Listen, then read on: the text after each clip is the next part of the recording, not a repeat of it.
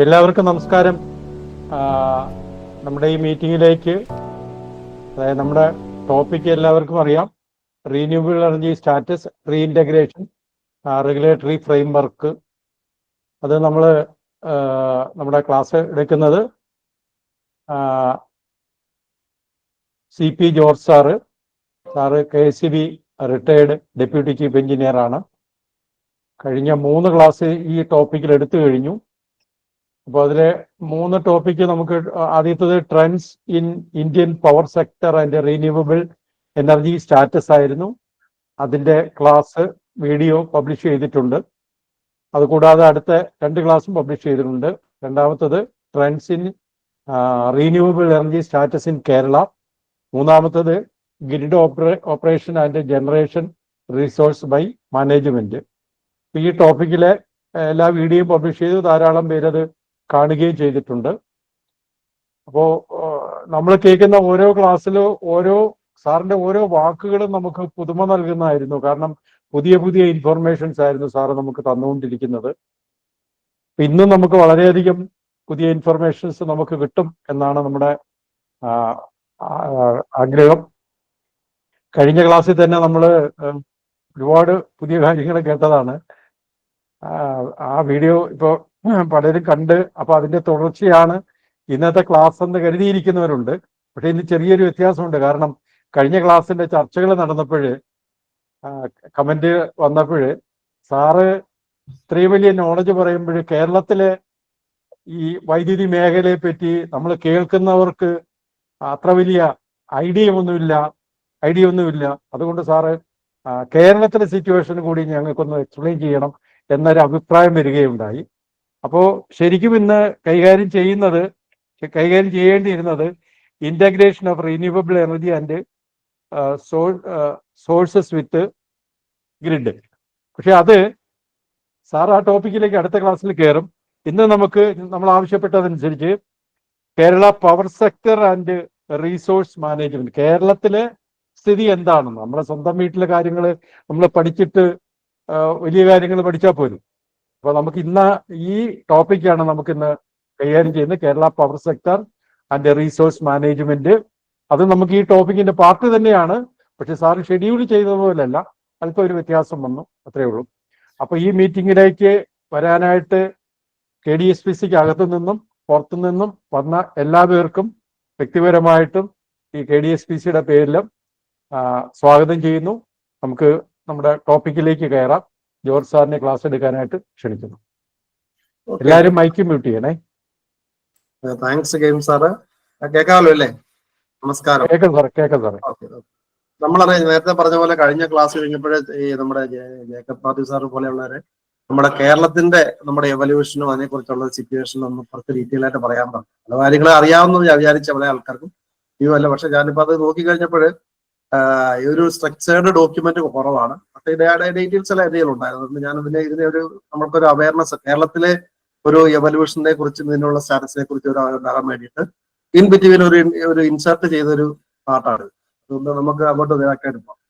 നമുക്ക് കേരള ഗ്രിഡിന്റെ എവല്യൂഷനിലേക്ക് പോകാം. അത് എന്താ സംഭവിക്കുന്നത് നമുക്കറിയാം. Electricity in Kerala, first effort നമുക്കറിയാം.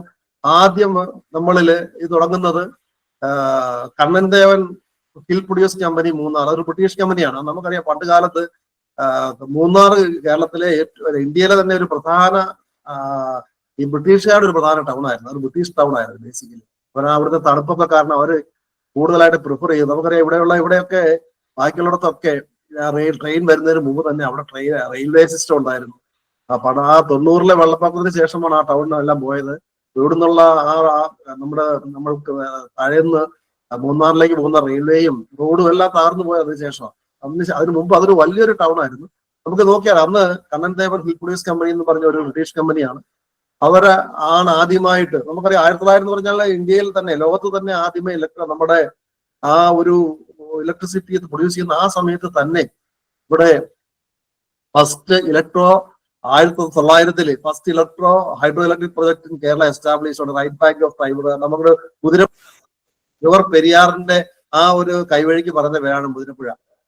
മുതിരപ്പുഴ സ്ട്രീമില് 1900 തന്നെ 900-ാം ആണ്ടിൽ തന്നെ ഈ പറയുന്ന കമ്പനി തുടങ്ങി. അത് 1910 പണി ചെയ്യാൻ തുടങ്ങി. 1910 200 KWന്റെ ഒരു കപ്പാസിറ്റി ഹൈഡ്രോ പവർ പ്രൊജക്ട് അവർ കമ്മീഷൻ ചെയ്യുകയും ചെയ്തു. അവിടെ ലോക്കലായിട്ട് അവരുടെ ആവശ്യത്തിന് ഉപയോഗിക്കാൻ പറ്റാത്ത രീതിയിൽ ഒരു ഡിസ്ട്രിബ്യൂഷൻ ചെയ്തു. നമുക്കറിയാം ഇപ്പോഴും ഒരു കണ്ണൻ ദേവൻ ഒരു ലൈസൻസിയാണ് ഇപ്പോഴും അവിടെ. കണ്ണൻ ദേവൻ അതിനുശേഷം ടാറ്റ അത് ടേക്ക് ഓവർ ചെയ്തു. അവർ പോയപ്പോഴും ടാറ്റയ്ക്ക് കൊടുത്തു. ടാറ്റയുടെ നമുക്കറിയാം കണ്ണൻ ദേവൻ കമ്പനി, തേയിലം കമ്പനിയെ കുറിച്ച് നമുക്കറിയാം. അതുപോലെ കണ്ണൻ ദേവൻ അവിടെ ഒരു ഡിസ്ട്രിബ്യൂഷൻ ലൈസൻസിയാണ് കേരളത്തിൽ. അവർ അന്ന് തൊട്ടേ ലൈസൻസിയാണ്. കേരളത്തിലെ ആദ്യത്തെ ലൈസൻസി എന്ന് വേണമെങ്കിൽ പറയാം. അന്ന് തൊട്ടേ ലൈസൻസിയാണ്, ഇന്നും അവർ ലൈസൻസിയാണ്. അവര് ആ ഒരു 1910 200 KWയുടെ കപ്പാസിറ്റിയാണ് കിട്ടുന്നത്. അതാണ് കേരളത്തിലെ ഏറ്റവും ആദ്യത്തെ നമ്മുടെ ഇലക്ട്രിസിറ്റിയെ സംബന്ധിച്ചത്.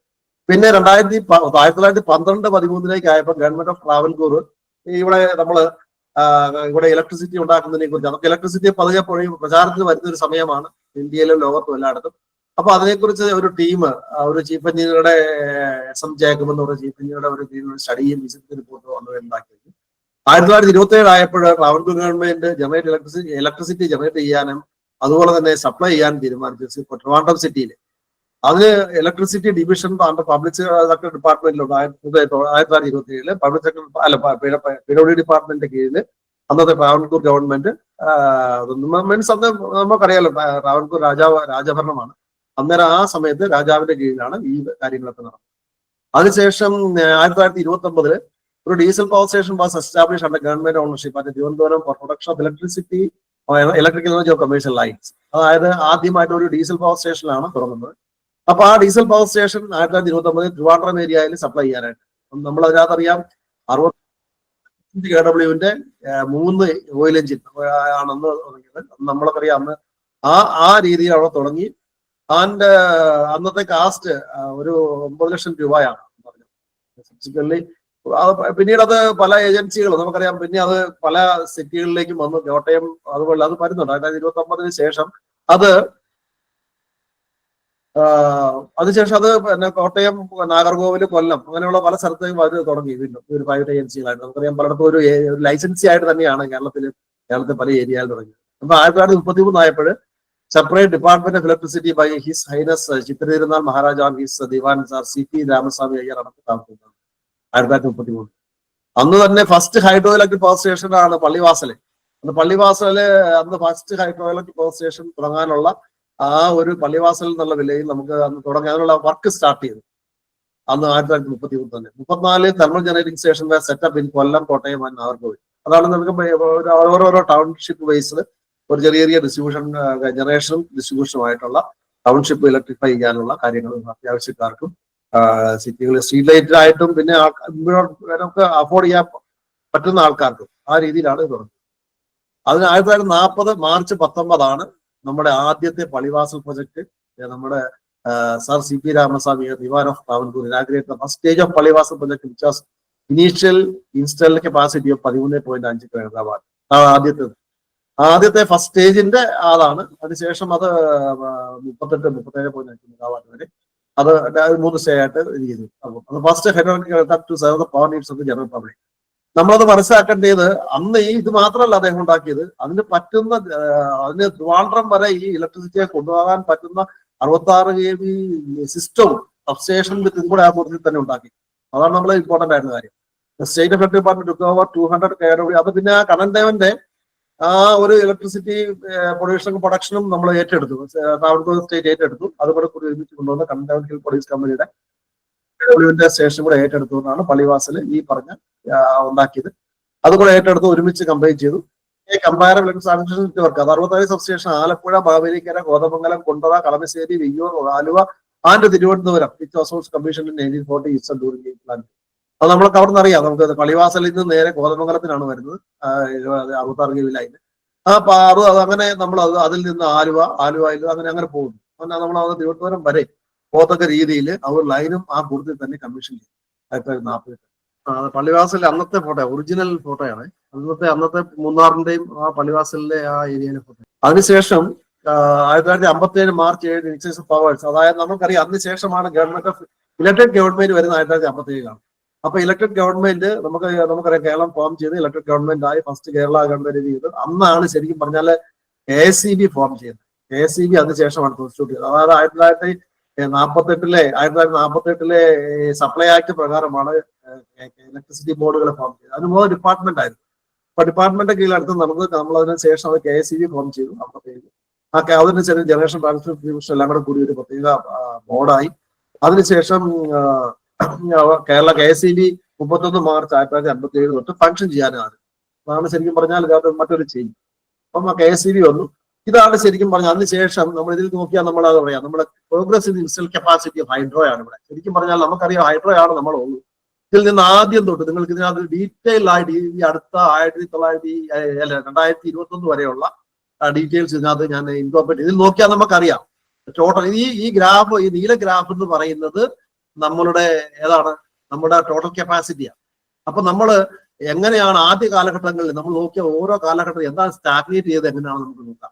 ശരിക്കും പറഞ്ഞാൽ പള്ളിവാസലെ 17/3/1951 അത് 37.5 മെഗാവാട്ട്. അന്ന് ശേഷം നമ്മൾ ആ സമയത്ത് വളരെ ക്വിക്കായിട്ട് ഡെവലപ്പ് ചെയ്തു. ഇവിടെ നോക്കിയാൽ കാണാം ഒരു വളരെ ക്വിക്കായിട്ട് സെങ്കുളം അടുത്ത വർഷം, അതായത് 51-55 തന്നെ സെങ്കുളം വന്നു 88.7 ഡബിളായി. പിന്നെ അത് പരിങ്ങൽകുത്ത്, പിന്നെ നമുക്ക് തൃശ്ശൂരിനപ്പം നമുക്കറിയാം നമ്മുടെ പുരിങ്ങൽകുത്തിന്റെ ഡിസ്ചാർജാണ് നമ്മളുടെ എന്താണ് ഈ ആതിരപ്പള്ളി വെള്ളച്ചാട്ടം വരുന്നത്. അത് നമ്മുടെ തൃശ്ശൂർ എടുക്കൂടെ, പിന്നെ നമ്മുടെ ചാലക്കുടി സൈഡിൽ. അപ്പൊ ആ ആതിരപ്പള്ളി വെള്ളച്ചാട്ടം റിവർ ചാലക്കുടി റിവറിന്റെ 6/2/60 അത് വന്നു. അതിനുശേഷം നേരിമംഗലം വന്നു 11/5/63. അതിനുശേഷം 26/1/24 പന്നിയാറ് വന്നു. പിന്നെ ശബരിഗിരി വന്നു, അങ്ങനെ 549.75. ശബരിഗിരി വന്നതോടെ കേരളത്തിൽ ആവശ്യത്തിലധികം ഇലക്ട്രിസിറ്റി ആയി. അതാണ് ഇതിനകത്ത് ഏറ്റവും വലിയ ഇലക്ട്രിസിറ്റി ആവശ്യത്തിലധികമായി നമ്മൾ തമിഴ്നാട്ടിലേക്ക് ലൈൻ വലിച്ചു 220 kV. ഇതിനോടൊപ്പം തന്നെ ട്രാൻസ്മിഷനും ഡെവലപ്പ് ചെയ്യുന്നുണ്ട്. അത് പിന്നെ ട്രാൻസ്മിഷൻ ഹിസ്റ്ററിക്കകത്ത് ഞാൻ പറയാം. അപ്പം ശബരിഗിരി വന്നതോടെ നമുക്ക് ഇഷ്ടംപോലെ ഇലക്ട്രിസിറ്റി ആയി, കേരളത്തിന്റെ ആവശ്യത്തിന് അധികം ഇലക്ട്രിസിറ്റി ആയി. അതിനുശേഷം ഷോളയാറ് വന്നു. നമുക്കറിയാം അപ്പർ ഷോളയാറ് നമ്മുടെ തമിഴ്നാടുമായിട്ടുള്ള പറമ്പിക്കുളം ആര്യാർ പദ്ധതി ഇത് കരാർ അനുസരിച്ച് ഷോളയാറിൽ നിന്ന് അവര് അവിടെ ഡാം, അപ്പർ ഷോളയാർ അവരുടെ ഡാം വെച്ച് തമിഴ്നാടിന് ഷോളയാറുണ്ട്, നമുക്ക് ഷോളയാറുണ്ട്. തമിഴ്നാട് ഷോളയാറും നമ്മുടെ വാട്ടർ ഷെയറിങ്ങിന് ശേഷം അവർ ഇത്രയും അവിടെ തരുന്ന ഇലക്ട്രിസിറ്റി അവിടെ ഷോളയാറുണ്ട്. ആ ഷോളയാറിൽ ഉണ്ടാകുന്ന ഇലക്ട്രിസിറ്റി അവിടെ ഉണ്ട്. ഷോളയാറിന് അത് 63 പിന്നെ കുറ്റിയാടി നമുക്കറിയാം, കക്കയം കുറ്റിയാടി എന്ന് പറഞ്ഞാൽ കക്കയം പോറോസാണ്. അപ്പൊ അവിടെ അന്ന് ഇത് ചെയ്തു. അപ്പൊ അടുത്തത് ഇടുക്കി വന്നു. ഇടുക്കി വന്നപ്പോ 1500 ഇടുക്കി വന്നു കഴിഞ്ഞപ്പോ നമുക്ക് ഇഷ്ടം വലിയൊരു വരുമാനത്തിലേക്ക് വന്നു ഇലക്ട്രിസിറ്റി വിൽക്കാൻ. അതുപോലെ എക്സസ് ആണ്. ഇടുക്കി വന്നു. അതിനുശേഷം ഇടമലയാർ അതിനുശേഷം ഇടമലയാർ വന്ന ശേഷം പിന്നെ കല്ലട, പിന്നെ പെപ്പാറ. ഇതിന് ശേഷം ശരിക്കും പറഞ്ഞാൽ ഈ ഇടുക്കിക്ക് ശേഷം ബേസിക്കലി സ്റ്റാഗ്നേറ്റ് ആയി. പിന്നെ കാര്യമായിട്ട് ചെറിയ പവർ സ്റ്റേഷനുകളാണ്. ലോവർ വളരെ ചെറിയ സ്മോൾ ഹൈഡ്രോ എന്ന് പറയുന്ന മാട്ടുപ്പെട്ടി 2 മെഗാവാട്ട് ഇതുപോലെയൊക്കെ ചെറിയ ഇടയ്ക്ക്. അതുപോലെ നമ്മൾ നോക്കിയാൽ കാണാം. ഇപ്പൊ ഞാൻ ഓരോന്ന് പറഞ്ഞു പോയി കഴിഞ്ഞാൽ നമുക്കറിയാം ഇതിന്റെ ഓരോ ടൈം 68, 72, 86 ശേഷം ശരിക്കും പറഞ്ഞു കഴിഞ്ഞാൽ 86 നമ്മൾ ഇടുക്കി വരുന്നത്. ഇടുക്കിക്ക് ശേഷം ശരിക്കും പറയാൻ സ്റ്റാഗ്നേറ്റ്. നമ്മൾ ഇവിടെ നോക്കിക്കഴിഞ്ഞാൽ നമ്മൾ ആദ്യ കാലഘട്ടങ്ങളിൽ, ഇവൻ ഇനീഷ്യൽ കാലഘട്ടങ്ങളിൽ KSEB ഒക്കെ ആദ്യ കാലഘട്ടങ്ങളിലോ അല്ലെങ്കിൽ ഈ CP രാമസ്വാമിയുടെ കാര്യങ്ങളിലൊക്കെ വളരെ വളരെ ഫാസ്റ്റ് ആയിട്ട് നമുക്ക് ആവശ്യത്തിലധികം നമ്മൾക്ക് ആവശ്യം പോലെ ഇലക്ട്രിസിറ്റി ഉണ്ടാക്കാൻ നേരത്തെ തന്നെ. അതിനുശേഷം ഇത് സ്റ്റാഗ്നേറ്റ് ആയിട്ട് ഇപ്പൊ നമുക്കറിയാം ചെറിയ നോക്കി കഴിഞ്ഞാൽ ഒത്തിരി എണ്ണം ഉണ്ട്. ഇതൊക്കെ 1-2 മെഗാവാട്ട് മാത്രമേ. അപ്പൊ വളരെ ചെറിയ ഇൻക്രീസ് ഇവിടെ വരുന്നുള്ളൂ. ഇങ്ങനെ വന്നു നോക്കി കഴിഞ്ഞാൽ നമുക്ക് 98, 99 ഓരോ വർഷം 1-2 വരുന്നുണ്ടെന്നല്ല അതിനോട് ഒരു പറയുന്നത്. മാത്രമല്ല ഇതൊക്കെ എക്കണോമിക്കലി വയബിൾ അല്ല. കാരണം വെച്ചാൽ ഇവിടെ നിന്നുള്ള ജനറേഷൻ കൊണ്ട് അവിടെ ജോലി ചെയ്യുന്ന ആൾക്കാർക്ക് ശമ്പളം കൊടുക്കാനുള്ള പൈസ കിട്ടുന്ന സംശയം പലപ്പോഴും. കാരണം വെച്ച് കഴിഞ്ഞാൽ അത് 3 ഷിഫ്റ്റ് 4 ഷിഫ്റ്റ് 4 പേര് 3 ഷിഫ്റ്റിൽ ആള് വേണം, കൗണ്ടർ ക്ലോക്ക് ആള് വേണം. ഇതൊക്കെ ഈ സ്മോൾ ഹൈഡ്രോ മുഴുവൻ ഈ നമുക്ക് ജൂൺ, ജൂലൈ, ഓഗസ്റ്റ് 3 മാസങ്ങളിലേ വർക്ക് ചെയ്യും. കാരണം വെച്ചാൽ റൺ ഓഫ് റിവർ ആണ്. റൺ ഓഫ് റിവർ പറഞ്ഞാൽ റിവറിന് വെള്ളം ഉള്ളപ്പോൾ മാത്രമേ ഉള്ളത് ഓപ്പറേറ്റ് ചെയ്യുള്ളൂ. അത് കഴിഞ്ഞാൽ അത് കുട്ടിയേണ്ടി വരും. കാരണം റിവർ ഡ്രൈ ആയി കഴിഞ്ഞു. അതിന് ഒരു റിസർവോയർ ഇല്ല, ഡാമില്ല, സ്റ്റോറേജ് ഡാം ഇല്ല. അതുകൊണ്ട് തന്നെ ആ വെള്ളം വറ്റുമ്പോഴും അങ്ങനെയുള്ള ഇതിലേക്ക് വന്നിട്ടുണ്ട്. ഇപ്പൊ ഇങ്ങനെയാണ് വന്നിരിക്കുന്നത്. നമ്മുടെ നോക്കിക്കഴിഞ്ഞാൽ കാണാം. ഇതിനകത്ത് അവസാനം 2006 മെഗാവാട്ട് വരെ അപ്പർ കല്ലാർ, ഇതെല്ലാം ചെറിയ ഡാമുകൾ, കല്ലാകുട്ടി, സ്മോൾ ഹൈഡ്രോ, വെള്ളത്തൂല സ്മോൾ ഹൈഡ്രോ, ഇങ്ങനെ കുറെ അധികം സ്മോൾ ഹൈഡ്രോസ് വന്നിട്ടുണ്ട്. ഇതെല്ലാം കൂടെ കൂട്ടിയാണ് വന്നിരിക്കുന്നത്. അപ്പൊ നമ്മൾ മനസ്സിലാക്കേണ്ടത് നമ്മൾ ഇതിൽ നോക്കുമ്പോൾ തന്നെ അറിയാം എന്താണ് സംഭവിച്ചിരിക്കണം. ഇതിനുശേഷം സ്റ്റാഗ്നേറ്റ് പറഞ്ഞാൽ നമ്മുടെ പ്ലാനിങ് ഫെയിലിയർ ആയി. നമുക്ക് ഹൈഡ്രോയിലേക്ക് പ്രോഗ്രസ് ചെയ്യാൻ പറ്റാതെ വന്നു. അതെന്ന് വെച്ചാൽ ഒത്തിരി ഈ പറഞ്ഞ പിന്നെ ഉണ്ടായിരുന്ന പ്രോഗ്രസ് അന്ന് പ്ലാൻ ചെയ്തിരിക്കുന്നത് ഒന്നുമില്ല, സൈലന്റ് വാലി ആയിരുന്നു. പൂയംകുട്ടിയായിരുന്നു. രണ്ടും മേജർ ഫെയിലായി. വേറെ തെർമൽ സ്റ്റേഷനുകൾ കേസായിട്ട് ഇവിടെ ഒരു അനുകൂലമായിട്ടുള്ള ഇതല്ല. നമുക്കറിയാം ഈ കായംകുളം പവർ സ്റ്റേഷൻ പോലും കായംകുളത്ത് NTPC തുടങ്ങിയിട്ട് അവിടെ ഒരു 2000 മെഗാവാട്ടിന്റെ കോൾ ബേസ് സ്റ്റേഷൻ ഒന്നും ഉണ്ടാകാൻ നടന്നില്ല. അതിന് പകരം അത് നാഫ്ത ബേസ്ഡ് ആയി. നാഫ്ത വയബിൾ അല്ല, അതുകൊണ്ട് ഭയങ്കര കോസ്റ്റ് ആയപ്പോൾ ഇപ്പൊ അതൊന്നും ഇല്ലാതായി. അതേപോലെ തന്നെ ചീമേരി പോലുള്ള സ്ഥലങ്ങളിൽ മറ്റുള്ള സ്റ്റേഷനുകളോ തെർമൽ സ്റ്റേഷനോ അല്ലെങ്കിൽ ന്യൂക്ലിയർ സ്റ്റേഷനോ ഒന്നും പ്ലാൻ ചെയ്ത് പ്രപ്പോസ് കൊടുക്കുന്നതല്ല, ഒന്നും നടന്നില്ല. ബേസിക്കലി ഇതാണ് ഇപ്പൊ നടന്നത്. അപ്പം ഹൈഡ്രോയും ഇല്ല, തെർമലും ഇല്ല. അതുപോലെ തന്നെ ഇടയ്ക്ക് നമ്മൾ 2003 ശേഷം മെർച്ചന്റ് IPP ഇൻഡിപെൻഡന്റ് പവർ പ്രൊഡ്യൂസറെ കൊണ്ട് ഈ പറയുന്ന നമ്മൾ IPP എന്ന് പറയുന്നത് അവരെല്ലാം ഈ കടലിനോട് ചേർന്ന് ഇമ്പോർട്ടഡ് കോള് വെക്കുന്ന രീതി, നമ്മുടെ ഉടുപ്പി പോലെ 10,000 മെഗാവാട്ട്, അതുപോലെ വലിയ സ്റ്റേഷനുകൾ ഒത്തിരി, അതുപോലെ തന്നെ നമ്മുടെ തമിഴ്നാടിന്റെ തീരങ്ങളിലൊക്കെ ഒത്തിരി ഇതുപോലുള്ള ഇൻഡിപെൻഡന്റ് പവർ പ്രൊഡ്യൂസർ പ്രൈവറ്റുകാർക്ക് കൊടുത്തു. കേരളത്തിൽ പ്രൈവറ്റുകാർക്ക് അനുകൂലമായിട്ടുള്ള ഒരു സാഹചര്യം ഇല്ലാത്തതുകൊണ്ട് അതും നടന്നില്ല. അവരാരും ഇവിടെ വെക്കാനുള്ള ആ ഒരു പോളിസി ഉള്ളത് അത് നടന്നില്ല. അതുകൊണ്ടാണ് ശരിക്കും പറഞ്ഞാൽ നമ്മളിവിടെ ശേഷം സ്റ്റാഗ്നേറ്റ് ആയിട്ട്. ഇതിനു മുമ്പ് എക്സസ് ആയിരുന്ന നമ്മൾ അതിനുശേഷം നമ്മുടെ ഡ്രോയിങ്ങിലേക്ക് വരുമ്പോൾ അറിയാം, നമ്മുടെ ഗ്രാഫിലേക്ക് വരുമ്പോൾ അറിയാം. അതിനുശേഷം ഇത് നമ്മുടെ ഇൻസ്റ്റൽ കപ്പാസിറ്റിയുടെ നേരത്തെ കാണിച്ചിരിക്കുന്നത് നമ്മൾ ഇതിന്റെ ടോട്ടൽ ഇൻസ്റ്റൽ കപ്പാസിറ്റി മെഗാവാട്ടാണ് കപ്പാസിറ്റി. ഇവിടെ വന്നിരിക്കുന്നത് അതിന്റെ ഡിസൈൻ എനർജിയാണ്.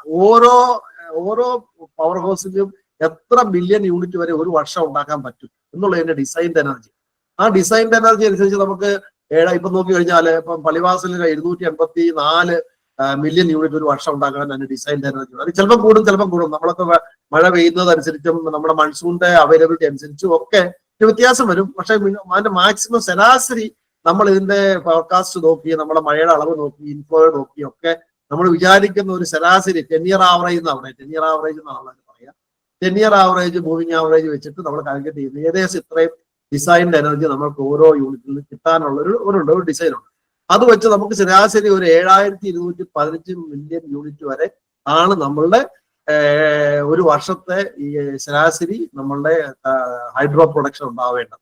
അതിനേക്കാൾ ഇപ്പൊ നമുക്ക് ഈ വർഷം ഏകദേശം ഇതിനോട് അടുത്ത് തന്നെ കിട്ടിയിട്ടുണ്ട്. ഈ വർഷം എന്ന് പറഞ്ഞാൽ കഴിഞ്ഞ ഫൈനാൻഷ്യൽ ഇയർ ഏകദേശം ഇതിനോട് അടുത്ത് തന്നെ കിട്ടിയിട്ടുണ്ട്.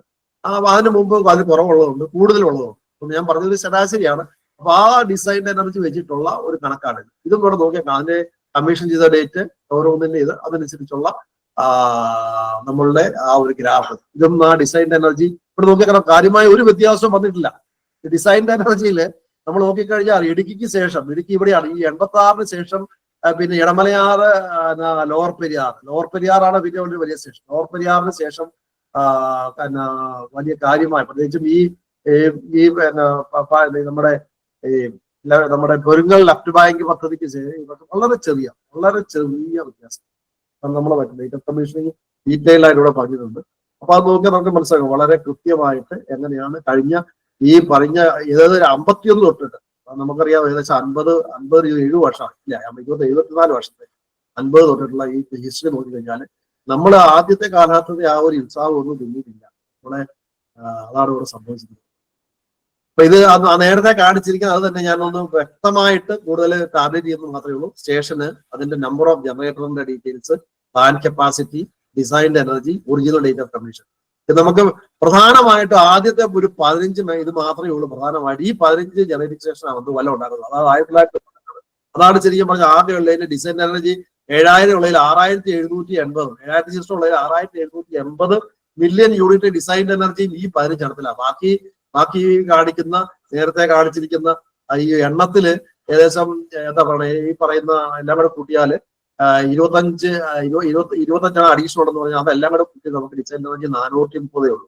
അപ്പൊ നമ്മൾ മനസ്സിലാക്കേണ്ടത് ഇതാണ്. നമ്മൾ Pallivasal, Sengulam, Peringalkuthu, Neelimangalam, Panniyar, Sabarigiri, Sholayar, Kuttiady, Idukki, Idamalayar, lower Periyar, Kakkad, Kuttiady extension, Nerimangalam extension, Kuttiady additional. ഇത്രയും പ്രൊജക്ടുകളാണ് ബേസിക് ആയിട്ട് നമ്മളുള്ള പ്രധാനമായിട്ടുള്ള പ്രൊജക്ടുകൾ. അതിൽ നിന്ന് മാത്രമേ ജനറേഷൻ ഈ പറയുന്ന കണ്ടിന്യൂസ് ആയിട്ട് കിട്ടുന്നുള്ളൂ. ബാക്കിയുള്ളതെല്ലാം സ്മോൾ ഹൈഡ്രോ, റിവർ ഫ്ലോ ആണ്. അതിന് ശരിക്കും അതിനുള്ള ഇത് ചെയ്തിട്ടുണ്ട്. അപ്പൊ അതിന്റെ ഒറിജിനൽ ഡേറ്റ് ഓഫ് കമ്മീഷനിങ് ഉണ്ട്. ഇതിനകത്ത് ശരിക്കും പറഞ്ഞാൽ ഈ വലിയ പ്രൊജക്ടുകളൊക്കെ വീണ്ടും അതിനകത്ത് ലൈഫ് എക്സ്റ്റൻഷൻ നോക്കിയിട്ട് റിനോവേറ്റ് ചെയ്തിട്ടുണ്ട്. റിനോവേറ്റ് ചെയ്ത് കുറച്ചും കൂടെ ഇതൊക്കെ എല്ലാം തന്നെ നമുക്കറിയാലോ. ഒരു ഹൈഡ്രോ സ്റ്റേഷന്റെ യൂസ്ഫുൾ ആയിട്ട് പറഞ്ഞാൽ 35 വർഷമാണ്. നമ്മളിപ്പോ നോക്കിക്കഴിഞ്ഞാൽ 1951 ഇപ്പം 2025 അല്ലേ? അപ്പൊ എത്രയായി? 50, 75 വർഷമായി. അപ്പൊ ഇതിനകത്ത് ഈ എക്സ്റ്റൻഷൻ കൊണ്ടാണ് ഇപ്പൊ ഓടുന്നത്. ഇതിന്റെ എല്ലാം തന്നെ റീപ്ലേസ് ചെയ്യാനുള്ള സമയമായി. ഇതൊക്കെ എന്ന് പറഞ്ഞാൽ ഇപ്പൊ ഓടുന്നത് ഇപ്പം എല്ലാ സ്റ്റേഷനും റിനോവേറ്റ് ചെയ്ത് അതിന് 35 വർഷം നിന്ന് വീണ്ടും ഒരു 15 വർഷം കൂടെ എക്സ്റ്റൻഷൻ മേടിച്ചു കഴിഞ്ഞാൽ പിന്നെ ഈ സാധനം റീപ്ലേസ് ചെയ്യുന്നതാണ് നല്ലത്. പിന്നെ അത് പ്രോപ്പറായിട്ട് റിലയബിൾ ആയിട്ട് അത് ഡെലിവറി ചെയ്യത്തില്ല. നമ്മൾ ഇതിനൊന്നും റീപ്ലേസ്മെന്റ് പോലും ചെയ്യുന്നില്ല. ഇപ്പോഴും അതും തള്ളി തള്ളി നീക്കിക്കൊണ്ടിരിക്കുകയാണ്. നമ്മൾ 35 വർഷത്തിന് ശേഷം ഇതിന് നമ്മൾ നോക്കിയാൽ അറിയാം 35 വർഷത്തിന് ഉള്ളിൽ നീക്കുന്നത് ഈ പറയുന്ന കുറ്റ്യാടി എക്സ്റ്റൻഷൻ 2010 ഈ പറഞ്ഞ ഏതാണ് 35 വർഷം തോട് നോക്കി കഴിഞ്ഞാൽ 1990 ശേഷം ഉള്ള എല്ലാം തന്നെ മുമ്പുള്ളതെല്ലാം തന്നെ, അതായത് ഇടമലയാർ തൊട്ട് മുന്നോട്ടുള്ളതെല്ലാം തന്നെ ശരിക്കും പറഞ്ഞാൽ അതിന്റെ യൂസ്ഫുൾ ലൈഫ് കഴിഞ്ഞാണ്. ഈ പറയുന്ന അത് നമ്മൾ ഇതെല്ലാം അപ്പോഴൊക്കെ റിനോവേറ്റ് ചെയ്ത് എക്സ്റ്റൻഷൻ എടുത്തിട്ടുണ്ട്. അത് പറയുന്നത് കാര്യം ഈ ഹൈഡ്രോ സ്റ്റേഷൻസുകളിലെല്ലാം നമ്മൾ പഴയ കാലത്ത് ചെയ്തതിന്റെ ഇപ്പൊ കടുംവെട്ടാണെന്ന് നമ്മളെ പറയാം. നമ്മള് പച്ച മലയാളത്തിൽ പറഞ്ഞ കടുംവെട്ടാണ്. ആ കടുംവെട്ടാണ് ഇപ്പൊ നടന്നുകൊണ്ടിരിക്കുന്നത്. അത് കൂടെ കഴിഞ്ഞു കഴിഞ്ഞാൽ ഈ സാധനം എല്ലാം റീപ്ലേസ് ചെയ്യണം. അതിനുള്ളൊരു പ്രോഗ്രാം പോലും ഇല്ല. അത് വസ്തുത, അത് ഇതിനകത്തെ വസ്തുത. അതാണ് നമ്മുടെ ഫ്യൂച്ചർ നോക്കി കഴിഞ്ഞാല് ഈ പറയുന്ന സ്റ്റേഷനുകൾ റീപ്ലേസ് ചെയ്യുകയോ അല്ലെങ്കിൽ അത് ചെയ്യുകയോ ചെയ്യുന്ന ഒരു പ്രോഗ്രാം പോലും പ്രോപ്പറായിട്ടൊരു പ്രോഗ്രാം പോലും നമുക്ക് ചെയ്യും. അപ്പൊ നമ്മൾ നേരത്തെ കണ്ടത് ഞാൻ പറഞ്ഞ പ്രധാന 15 സ്റ്റേഷനാണ്. ഇതാണ് നമ്മുടെ ബേസ് ഉള്ളത്. അതിനുശേഷം ഈ പറഞ്ഞ ഈ സ്മോൾ ഹൈഡ്രോ എന്ന് പറയുന്ന ഒരു 25 ഉണ്ട്. ഇതെല്ലാം കൂടെ കൂടിയാണ് 54 മെഷീൻസ് ഉണ്ട്. മറ്റാണെങ്കിൽ എല്ലാം കൂടെ കൂടി 128, എല്ലാം കൂടെ കപ്പാസിറ്റി 2066. ഇതെല്ലാം കൂടെ കൂടി 128 മെഗാവാട്ട്. അതിന്റെ ഇതാണ് നമ്മൾ പറയുന്നത്. ഇതെല്ലാം ചെറിയ ചെറിയ സ്റ്റേഷനുകളാണ്. ഈ സ്റ്റേഷനുകൾ പലപ്പോഴും പലതും വർക്ക് ചെയ്യുന്നില്ല. ഒരു ആദ്യത്തെ 2 മാസത്തെ മഴയ്ക്ക് മാത്രമേ വർക്ക് ചെയ്യുന്നു. ബാക്കിയുള്ള സമയത്ത് കാണും. അതാണ് ഇതിനകത്തെ വസ്തുത. ഈ പല സ്റ്റേഷനുകളെല്ലാം. ഇനി നമ്മളിനി അടുത്തത് ഞാൻ പറയുന്ന ഹൈഡ്രോളജിയാണ്. Hydrology of water management and planning of hydro generation. അപ്പൊ ഇതാണ് ശരിക്കും ഹൈഡ്രോളജി എന്ന് പറഞ്ഞാൽ നമുക്കറിയാം. നമുക്ക് പ്രധാനമായിട്ട് നമ്മളുടെ പള്ളിവാസൽ നമ്മൾ ഏറ്റവും ബെസെങ്കട്സിന്റെ ഏറ്റവും മുകളിലാണ് പള്ളിവാസൽ ഇരിക്കുന്നത്. അപ്പം അതുപോലെ തന്നെ നമുക്ക് പല സ്ട്രീംസ് ഉണ്ട്. നമുക്ക് മുതിരപ്പുഴ ബേസിക്കലി നമ്മൾക്കറിയാം. ഹൈഡ്രോളജി എന്ന് പറഞ്ഞാൽ നമുക്ക് ആദ്യമേ മുകളിൽ പള്ളിവാസലുണ്ട്. പള്ളിവാസലിന്റെ താഴെയാണ് ശരിക്കും പറഞ്ഞാൽ പന്നിയാറ് ഇരിക്കുന്നത്. പള്ളിവാസൽ തന്നെ ടേൽ റേസിന്റെ വെള്ളം കൊണ്ടാണ് സെങ്കുളം വന്നത്. ഈ രണ്ടിന്റെയും കൂടെ പന്നിയാറിന്റെയും സെങ്കുളത്തിന്റെയും ടേൽ റേസിന്റെ വെള്ളം നേരിമംഗലം കല്ലാകുട്ടി ഡാമിൽ വന്നിട്ട് നമ്മള് ഇതിന്റെയും രണ്ടിന്റെയും വെള്ളം നേരിമംഗലത്ത് വരും. അപ്പൊ നേരിമംഗലം ഓപ്പറേറ്റ് ചെയ്യും. അതുകൊണ്ട് നമ്മൾക്ക് ഈ ഒരു ഡാമിലെ വെള്ളം കൊണ്ട് പല സ്റ്റേജിൽ ജനറേഷൻ നടക്കുന്നുണ്ട്. പള്ളിവാസലിലെ വെള്ളം കൊണ്ട് തന്നെ സെങ്കുളം വന്നു. പന്നിയാറിന്റെ പൊന്മുടി ഡാമിലെ വെള്ളം പന്നിയാർ വരും, നേരിമംഗലത്ത് വരും. നേരിമംഗലത്തെ വെള്ളമാണ് ലോവർ പെരിയാർ വരിക. ലോവർ പെരിയാറിലേക്ക് പിന്നെ അത് ഭൂത്താങ്കട്ട്. അതുപോലെ ഇപ്പുറത്ത് ഇടമലയാറിലെ വെള്ളം ഇടമലയാർ കഴിഞ്ഞ് ഭൂത്താങ്കട്ട് വരും. പിന്നെ അത് പെരിയാറിലേക്ക് പോയി നമ്മുടെ ആലുവ വഴി പോകും. ഇത് തമിഴ്നാടിന്റെ ആണെങ്കിൽ ഇവിടെ ഷോളയാർ ബേസിലുണ്ട്. തമിഴ്നാട് നാടിന്റെ ഒരു ഷോളയാറുണ്ട്. അവിടെ നമ്മൾ പറമ്പിക്കുളം ആര്യാർ വഴി ഷോളയാറിലേക്ക് കുറച്ച് വെള്ളം ഷെയർ ചെയ്യും. ആ വെള്ളം കൊണ്ട് ഷോളയാറിൽ ഉണ്ടാക്കും. അതിനുശേഷം അത് മുരിങ്ങൽക്കുത്തി വന്നുണ്ടാക്കും. അത് ചാലക്കുടി റിവറിലേക്ക് പോകും. ഇടുക്കിയിൽ ഇതുപോലെ തന്നെ മലങ്കര ഇടുക്കിയിലെ ഡാമിലെ വെള്ളം നമ്മൾ മൂന്നുപറ്റത്ത് ഉണ്ടാക്കിയിട്ട് അത് മലങ്കരയ്ക്ക് വരും. മലമ്പരയിൽ നിന്ന് തൊഴുവഴി വഴി നമ്മളൊക്കെ തൊടുപുഴയാറ്റി കൂടെ പോയി മൂവാറ്റുപുഴയാറ്റി അങ്ങനെയാണ്. പിന്നെ ശബരിഗിരിയുടെ അതുപോലെ തന്നെ ശബരിഗിരിയുടെ നമ്മുടെ കക്കി ഡാം വഴിയാണ് അവിടെ ഇന്ത്യക്ക്. അപ്പം പമ്പയാണെങ്കിലും കക്കിയിലേക്ക് വന്നിട്ടാണ് അത് എടുക്കുന്നത്. അതിനുശേഷം അത് കക്കാട് വരും. കക്കാട് മണിയാറിൽ പോയിട്ട് പമ്പാറി വന്നു. അതുപോലെ കുറ്റ്യാടി നോർത്ത് കുറ്റ്യാടി നമ്മുടെ കക്കയംകുന്നിന്റെ ആണെങ്കിൽ കുറ്റ്യാടിയുടെ ഉപയോഗം വഴി കുറ്റ്യാടി ട്രെയിൻ ലൈൻസ് നെടുവണ്ണാൻ വഴി കുറ്റ്യാടി. ഇതാണ് ഒരു ജനറൽ ആയിട്ട് പറയുന്നത്. നമ്മൾ ഇതിന്റെ ഒരു ബേസിന്റെ ഇതാണ് നമ്മളിതിന്റെ നമ്മൾ പറയുന്നത് വളരെ ഇമ്പോർട്ടന്റ് ആണ്. കേരളത്തിന്റെ മൊത്തത്തിലുള്ള ആ ഒരു റിവർ ബേസിന്റെ ആ ഒരു മുതിരപ്പുഴ നമ്മൾ ബേസിക്കലി ഇത് രണ്ടെണ്ണം മുതിരപ്പുഴ ചാലക്കുടി ഗ്രൂപ്പാണ്. നമ്മൾ തമ്മിൽ ലിങ്ക്ഡാണ്. നമ്മൾ വിചാരിക്കുന്ന പോലെയല്ല. ശരിക്കും പറഞ്ഞാൽ തമിഴ്നാടൊക്കെ ഇത് വളരെ ആയിട്ട് അണ്ടർഗ്രൗണ്ട് അവർ ലിങ്ക് ചെയ്തിട്ട് ഒത്തിരി ഇതുണ്ട്. അതുപോലെ നമ്മൾ നോക്കുമ്പോൾ നമ്മുടെ ഹൈഡ്രോളജി വളരെ ഇമ്പോർട്ടന്റ് ആണ്. നമ്മൾ ഈ കഴിഞ്ഞ 2018 അന്നത്തെ ഈ പറയുന്ന നമ്മുടെ വലിയ വെള്ളപ്പൊക്കത്തിലൊക്കെ വളരെ കാര്യമായിട്ടുള്ള എഫക്ട് ഉണ്ടാകും. നമ്മൾ നേരാവണ്ണം നമ്മളെ ഇത് മാനേജ് ചെയ്ത് കഴിഞ്ഞാൽ നമ്മൾക്ക് ഫ്ലഡ് മാനേജ്മെന്റും വാട്ടർ മാനേജ്മെന്റും ഒക്കെ വളരെ വളരെ ഇമ്പോർട്ടന്റ് ആണ്, ഉപയോഗിക്കേണ്ടതാണ്. പക്ഷെ ഇതൊന്നും നമ്മളൊന്നും ശ്രദ്ധിക്കുന്നില്ല എന്നുള്ളത് നമ്മുടെ കഷ്ടകരമായ അവസ്ഥ. പക്ഷെ ഇതൊക്കെ വളരെ എഫക്റ്റീവാണ്. ഫോർ എക്സാമ്പിൾ ഞാനിവിടെ കാണിക്കാം. നമ്മളിവിടെ നോക്കിക്കഴിഞ്ഞാൽ ഈ കാണുന്നത് ഷോളയാറാണ്. അപ്പർ ഷോളയാർ അത് തമിഴ്നാടിന്റെയാണ്. തമിഴ്നാടിന്റെ അപ്പർ ഷോളയാറിൽ നിന്ന് നമ്മളുടെ ഈ പറമ്പിക്കുളം ആലിയാർ പദ്ധതി അവിടെ ഈ മെഷീൻ ഉപയോഗിച്ചിട്ട് അതിന് 12.3 TMC വെള്ളം ഒരു വർഷം തരണമെന്നുണ്ട്. ആ ആലിയാർ നമുക്ക് ഇവിടെ തന്നിട്ട് നമ്മളെ ഫില്ല് ചെയ്യും. ആ ഒരു പർട്ടിക്കുലർ മന്തിൽ ഫില്ല് ചെയ്ത് കഴിഞ്ഞാൽ നമ്മൾക്ക് അത് ഉപയോഗിക്കാം. കൂടാതെ അവിടുത്തെ മഴ പെയ്ത് കിട്ടുന്ന വെള്ളവും നമ്മുടെ നമുക്ക് കാച്ച്മെന്റ് ഏരിയയിലെ വെള്ളം ഇവിടെ വരും. അത് സ്പില്ല് ചെയ്ത് പോയി കഴിഞ്ഞാൽ താഴോട്ട് വരാം. അത് ഉപയോഗിച്ച് കഴിഞ്ഞിട്ട് താഴോട്ട് വന്ന് പെരിങ്ങൽകുത്ത് ഡാമിൽ വന്നിട്ട് പെരിങ്ങൽകുത്ത് ഡാമിൽ നിന്ന് അത് ഇവിടെ ഉപയോഗിക്കാം. അത് താഴോട്ട് ഉപയോഗിച്ച് പെരിങ്ങൽകുത്തിന്റെ ഇപ്പുറത്ത് ഉപയോഗിക്കാറ്. അത് തന്നെ അവിടെ തന്നെ പെരിങ്ങൽകുത്തിന്റെ ലെഫ്റ്റ് ബാങ്കിൽ ഇരിക്കുന്ന അതിന് ഉപയോഗിച്ചിട്ട് അതും കൂടെ കുഴിച്ച് ചാലക്കുടിക്കുന്നത്. ഇനി ഇത് വേറൊരു അവിടെ നിന്ന് ആ വെള്ളം വേണമെങ്കിൽ നമുക്ക് ഇടമലയാറിലേക്ക് ഇവിടെ വെള്ളം കൂടുതലുണ്ട്. ബേസിക്കലി നമുക്കറിയാമല്ലോ പെരിങ്ങൽകുത്ത് കഴിഞ്ഞ ആ മഴയത്തൊക്കെ അവിടെ ഭയങ്കരമായിട്ട് വെള്ളം പൊങ്ങി. കാരണം വെച്ചാൽ അവിടെ വരുന്ന അപ്പർഷമുള്ള തമിഴ്നാടിന്റെ വെള്ളമൊക്കെ ഇങ്ങോട്ട് വരും. അതൊന്നും നമ്മൾക്ക് കൃത്യമായിട്ട് കണക്കൊന്നുമില്ല. തമിഴ്നാടിന്റെ വെള്ളമൊക്കെ ഇങ്ങ് വന്നു കഴിയുമ്പോഴൊന്നും കൺട്രോളബിൾ അല്ല. അപ്പം വേണമെങ്കിൽ നമുക്ക് ആ വെള്ളം ഇടമലയാറിലേക്ക് ഡൈവേർട്ട് ചെയ്യാം. ഇവിടെ ഒരു വാച്ച്മാൻ ആണെന്ന് ഡിസ്ചാർജ് പോയിന്റ് ഉണ്ട്, അവിടെ ഒരു ടണലുണ്ട്. ആ ടണൽ വഴി ഇടമലയാറിലേക്ക് ഡൈവേർട്ട് ചെയ്യാൻ ഒരു പോയിട്ടുണ്ട്. ഇടമലയാറിന്റെ ഡാമിൽ അത് വരും. എന്നിട്ട് അത് അവിടെ ഉപയോഗിച്ചിട്ട് അങ്ങനെയും കൊടുക്കാം. നമ്മൾ ഈ വാട്ടർ മാനേജ്മെന്റ് പ്രോപ്പറായിട്ട് ഉപയോഗിക്കുകയാണെങ്കിൽ ഇതൊക്കെ വളരെ കൃത്യമായിട്ട് മാനേജ് ചെയ്യാൻ ഏറ്റവും എഫക്റ്റീവ് ആയിട്ട് കൂടുതൽ വെള്ളം വരുന്നത് ഇങ്ങോട്ട് ഡൈവേർട്ട് ചെയ്യാനൊക്കെ പറ്റും. അപ്പൊ നമ്മൾ ഇതൊക്കെ അതുപോലൊക്കെ തന്നെയാണ് ഈ മുതിരപ്പുഴയിലേക്ക് നോക്കിക്കഴിഞ്ഞാൽ നമുക്കറിയാം, നമുക്ക് ഏറ്റവും മുകളിൽ കുണ്ടള ഡാമാണ്. കുണ്ടള ഡാമിന്റെ വെള്ളം നേരെ ഒഴുകി ഇവിടെ വരിക എന്ന് പറഞ്ഞാൽ നമ്മൾ എന്താണെന്ന് വെച്ചാൽ മാട്ടുപ്പെട്ടിയിലേക്കാണ് വരിക. മാട്ടുപ്പെട്ടി ഡാം, കുണ്ടള ഡാമിൽ വിൻ ബിറ്റ്വീന് ഒന്നുമില്ല. അതിനകത്ത് ശരിക്കും പറഞ്ഞാൽ അവിടെ ഒരു 7.8 MCM ആണ്. നമുക്ക് തന്നെ ഓരോ ഡാമിന്റെ കപ്പാസിറ്റി ഇവിടെ എഴുതുന്നുണ്ട്. MCM എത്ര മില്യൺ ഇത് മീറ്റർ ഈ MCM ആണ് വെള്ളം എഴുതുന്നുണ്ട്. അപ്പൊ അത് ഇതിൽ നിന്ന് ഇതിവിടെ വരും. അത് നമുക്ക് നോക്കിയാൽ ഓരോ ഡാമിന്റെ കപ്പാസിറ്റി മാട്ടുപ്പെട്ടി ഡാമിലേക്ക് വരും.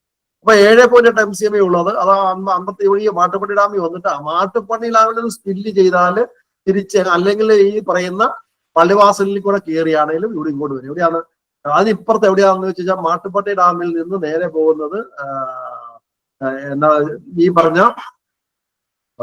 പള്ളിവാസലിലേക്കാണ്. പള്ളിവാസലിൽ in between Ramaswamy head works എന്ന് പറഞ്ഞൊരു കനാലുണ്ട്. കനാലിൽ കൂടിയാണ് പള്ളിവാസലിലേക്ക് വരുന്നത്. ആ ഇതാണ് ഇതവിടെ കനാലാണ് ശരിക്കും ഈ രാമസ്വാമി ഹെഡ് വർക്ക്സ്. പിന്നെ മൂന്നാറിൽ ഒഴുകുന്ന വെള്ളവും നേരിട്ട് ഇങ്ങോട്ട് വരും. ആ മഴ പെയ്തുകൊണ്ടുള്ള നാച്ചുറൽ അത് രണ്ടും കൂടെ ഹെഡ് വർക്ക്സിൽ വന്നിട്ട് ഈ പറയുന്ന ഹെഡ് വർക്സിന്റെ ഇതിലെ കൂടെ മാട്ടുപ്പെട്ടി ഡാമിൽ കൂടെയും വന്ന് ആ രാമസ്വാമി ഹെഡ് വർക്ക്സിൽ വന്നിട്ട് ആ രാമസ്വാമി ഹെഡ് വർക്സിൽ നിന്ന് പള്ളിവാസലിലേക്ക് ജനറേറ്റ് ചെയ്യും. ആ പള്ളിവാസല് ഇതുവരെ മാട്ടുപ്പെട്ടിയുടെ താഴെ ഒരു ചെറിയ പവർ ഹൗസ് ഇരിപ്പുണ്ട്. നമുക്കറിയാം മാട്ടുപ്പെട്ടി പവർ ഹൗസ് 2 മെഗാവാട്ടിന്റെ. അത് ഈ ഡാമിന്റെ തൊട്ട് താഴെ ഇരിക്കുന്നത്. അതിൽ കൂടെ ഉള്ളത് ഇതിലെ കൂടെ മാട്ടുപ്പെട്ടി ഡാമിലാണെങ്കിൽ ആ മാട്ടുപ്പെട്ടി ഡാമിൽ നിന്ന് അത് ഉപയോഗിച്ചിട്ടാണ് ഈ പറയുന്ന രാമസ്വാമി ഹെഡ് വർക്സിലേക്ക് വരുന്നത്.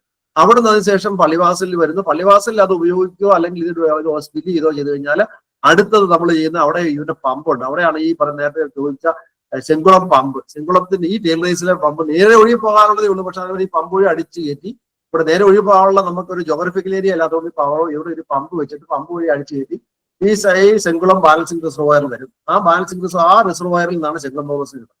അപ്പൊ ഈ ചെങ്കുളം പവർ ഹൗസിന് ഉപയോഗിച്ച സാധനം അടുത്ത് കല്ലാകുട്ടി ഡാമിലേക്ക് വരികയാണ്. നേരിമംഗലത്തിന്റെ ഡാമിന് കല്ലാകുട്ടി ഡാം. ഇതേപോലെ തന്നെ ഇതിന് ശേഷം വന്നു ഇവിടെ ആനയിറങ്കലുണ്ട്. ഏറ്റവും മുകളിലത്തെ ഡാമാണ് ആനയിറങ്കൽ. ഈ മറ്റുള്ള സ്ട്രീമിലെ പൊന്മുടി ഇത് ശരിക്കും പറഞ്ഞാൽ ആനയിറങ്കൽ തമിഴ്നാടോട് അടുത്തുള്ള സ്ഥലമാണ്. അവിടെ നമ്മുടെ ആ സ്ഥലം അവിടെ ആനയിറങ്കല് നമ്മൾ അവിടെ ഉണ്ടാകുന്ന സാധനം നമ്മുടെ കുത്തുങ്കൽ എന്ന് പറഞ്ഞൊരു പ്രൈവറ്റ് സ്റ്റേഷൻ ഉണ്ട്, പ്രൈവറ്റ് ജനറേറ്റിംഗ് സ്റ്റേഷൻ. നമുക്കറിയാം ആ പ്രൈവറ്റുകാർക്ക് കൊടുത്തിരിക്കുന്ന അതിൽ നിന്ന് കൂടെ കയറി ഇറങ്ങിയാണ് ഇപ്പുറത്തെ പൊന്മുടി ഡാമിലേക്ക് വരുന്നത്. അപ്പൊ ആനയിറങ്കലിലുള്ള വെള്ളം അതിൽ നിന്ന് ഇതൊരു നോർമലി എർത്ത് ഡാമാണ് നമ്മുടെ ചെറിയ പോലെ. ആ കുത്തുങ്കൽ കയറി കുത്തുങ്കലിൽ നിന്ന് പൊന്മുടി ഡാമിൽ വരുന്നു. ഈ പൊന്മുടി ഡാമിൽ കയറി ഉപയോഗിക്കുന്ന വെള്ളമാണ് പന്നിയാർ ഉപയോഗിക്കുന്നത്. പന്നിയാറിലെ വെള്ളം പിന്നെ തിരിച്ച് ചെങ്കുളത്ത് വെള്ളം നേരത്തെ വന്ന പോലെ ചെങ്കുളത്ത് നിന്ന് ഉപയോഗിച്ചും പന്നിയാറിൽ ഉപയോഗിച്ചും അത് കല്ലാകുട്ടി ഡാമിൽ വന്നിട്ട് കല്ലാകുട്ടി ഡാമിൽ നിന്ന് നേരിയം പവർ ഹൗസിലേക്ക് വരും. അപ്പൊ നേരിയമംഗലം പവർ ഹൗസിൽ വന്ന വെള്ളമാണ് പിന്നെ അടുത്തത് ലോവർ പെരിയാറിലേക്ക് വരുന്നത്. ലോവർ പെരിയാറിൽ നിന്ന് വരുന്ന വെള്ളം പിന്നെ ഇവിടുന്ന് വരുന്ന ഈ കുത്തുങ്കലിൽ നിന്ന് ഇവിടുന്ന് വരുന്ന സ്പില്ലും ഇങ്ങോട്ട് ഈ ലോവർ പെരിയാറിലേക്ക് വരും. ഇങ്ങനെയുള്ള ആ സ്പില്ലും ഈ ഇവിടെ വരുന്ന സ്പില്ലും എല്ലാം കൂടെ കൂടി ഇവിടെ വന്നിട്ട് അതെല്ലാം കൂടെ കൂടി അടുത്ത് നമ്മൾ ഇവിടെ ഈ പറയുന്ന ലോവർ പെരിയാറിൽ വന്ന് ലോവർ പെരിയാറിൽ നിന്ന് തിരിച്ച് ഭൂത്താൻകെട്ടിൽ വന്ന് ഭൂത്താൻകെട്ടിൽ നിന്നാണ് പെരിയാർ. ഭൂത്താൻകെട്ടിൽ നമുക്കറിയാലോ ഒരു പവർ ഹൗസ് ഉണ്ടാക്കാൻ തുടങ്ങിയിട്ട് കൊല്ലങ്ങൾ എത്രയായാണ് ഇതുവരെ കമ്മീഷൻ ചെയ്യാൻ പറ്റില്ല. ഇതൊക്കെ എന്ത് ഈ ഒഴി പോകുന്ന വെള്ളം ചുമ്മാ പോയിക്കൊണ്ടിരിക്കുക. എത്ര കോടി എത്ര മില്യൺ എത്ര 100 കോടികളാണ് ഓരോ വർഷം പൊക്കണം നമുക്കറിയാം. ചുമ്മാ ഒഴി പോയിക്കൊണ്ടിരിക്കുക. ഒരു കൊല്ലം മുമ്പ് നേരത്തെ അതിന്റെ എന്തേരം ഇലക്ട്രിസിറ്റി ജനറേഷനും അതിന്റെ കോസ്റ്റും വരുന്നത്. അപ്പൊ ഇങ്ങനെയാണ് ശരിക്കും പറഞ്ഞാൽ ഈ പറഞ്ഞ മുതിരപ്പുഴ ചാലക്കുടി ഗ്രൂപ്പിന്റെ ഹൈഡ്രോളജി. അപ്പൊ നമ്മളൊരു മനസ്സിലാക്കട്ടെ, ഇതുപോലെ തന്നെയാണ്. അതുപോലെ തന്നെ അടുത്ത ഒരു ഹൈഡ്രോളജിയാണ് നമ്മൾക്ക് ഇടുക്കി ഗ്രൂപ്പ്. വേറെ ഈ ഇടുക്കി ഗ്രൂപ്പിൽ നമുക്ക് നോക്കിയാൽ അറിയാം, ഇടുക്കിയുടെ ഈ മേജർ നമ്മളുടെ ഇന്ത്യക്ക് ഇരിക്കുന്ന ഇതുണ്ട്. ഇത് മുല്ലപ്പെരിയാറുണ്ട് ഇപ്പുറത്ത്, തമിഴ്നാടിന്റെ പെരിയാറുണ്ട്, മുല്ലപ്പെരിയാറാണ്. മുല്ലപ്പെരിയാറിന് സ്പില്ല് ചെയ്ത് കഴിയുക അവിടെ എന്തെങ്കിലും സംഭവിച്ചാൽ ആ വെള്ളം ഒഴുകി നേരെ ചെറുതോണി ഡാമിലേക്കാണ്. അപ്പൊ ഈ പറയുന്ന 3 ഡാം ഉണ്ടല്ലോ, നമുക്ക് ആ ചെറുതോണി ഡാമിൽ നിന്നാണ് ശരിക്കും പറഞ്ഞാൽ നമ്മൾ ആ ഇന്ത്യക്ക് ചെറുതോണി ഡാമിന്റെ അവിടെ നിന്നാണ് ഈ പറയുന്ന കുളമാവ് ഡാമിന്റെ അവിടെ നിന്ന് ഇന്ത്യക്ക് വിടാം. കുളമാവിന്റെ അവിടെ നിന്ന് ഇന്ത്യക്ക്. അപ്പൊ കുളമാവിന്റെ അവിടെ നിന്ന് ഇന്ത്യക്ക് എടുത്തിട്ട് 3 ഡാമാണുള്ളത് നമുക്ക്. Idukki dam, Kulamavu dam, Cheruthoni dam. ഈ 3 ഡാമാണ് ഇടുക്കി റിസർവോയറിന്റെ ഇത് സിസ്റ്റം. അതിനകത്ത് ഈ പറയുന്ന നമ്മളെ കുളമാവ് ഡാമിന്റെ അവിടെ നിന്ന് ഇന്ത്യക്ക് എടുത്തിട്ടാണ് നമ്മൾ ശരിക്കും പറഞ്ഞാൽ മൂലമറ്റം പൗർസിൽ വരുന്നത്. അവിടുന്ന് സ്പില്ല് ചെയ്ത് കഴിഞ്ഞാൽ നമുക്ക് നേരെ പോകുന്നത് ഈ പറയുന്ന ഇത് നോർമലി പോയി കഴിഞ്ഞാൽ സ്പില്ല് ചെയ്താൽ ഈ പറയുന്ന കുളമാവ് ഡാം സ്പില്ല് ചെയ്താൽ ഇങ്ങോട്ട് പോകും. അതുപോലെ തന്നെ ഇടുക്കി ഡാം സ്പിൽ ചെയ്ത് കഴിഞ്ഞാൽ നമുക്ക് പോകുന്നത് മറ്റേ ലോവർ പെരിയാറിന്റെ സൈഡിലേക്ക്. അപ്പൊ നമുക്ക് ഇത് കണ്ടേ അറിയാം. നമുക്ക് ഓരോ ഡാം കൂടെ സ്പിൽ ചെയ്ത് കഴിഞ്ഞാലുള്ള ഇതാണ്. ഈ സ്പില്ല് കല്ലാർന്ന് സ്പിൽ ചെയ്ത് കഴിഞ്ഞാൽ ഇടുക്കി ആർച്ച് ഡാമിൽ നിന്ന് സ്പിൽ ചെയ്താൽ ചെറുതോണി ഡാം ഇതെല്ലാം അങ്ങോട്ടാണ് പോകുക.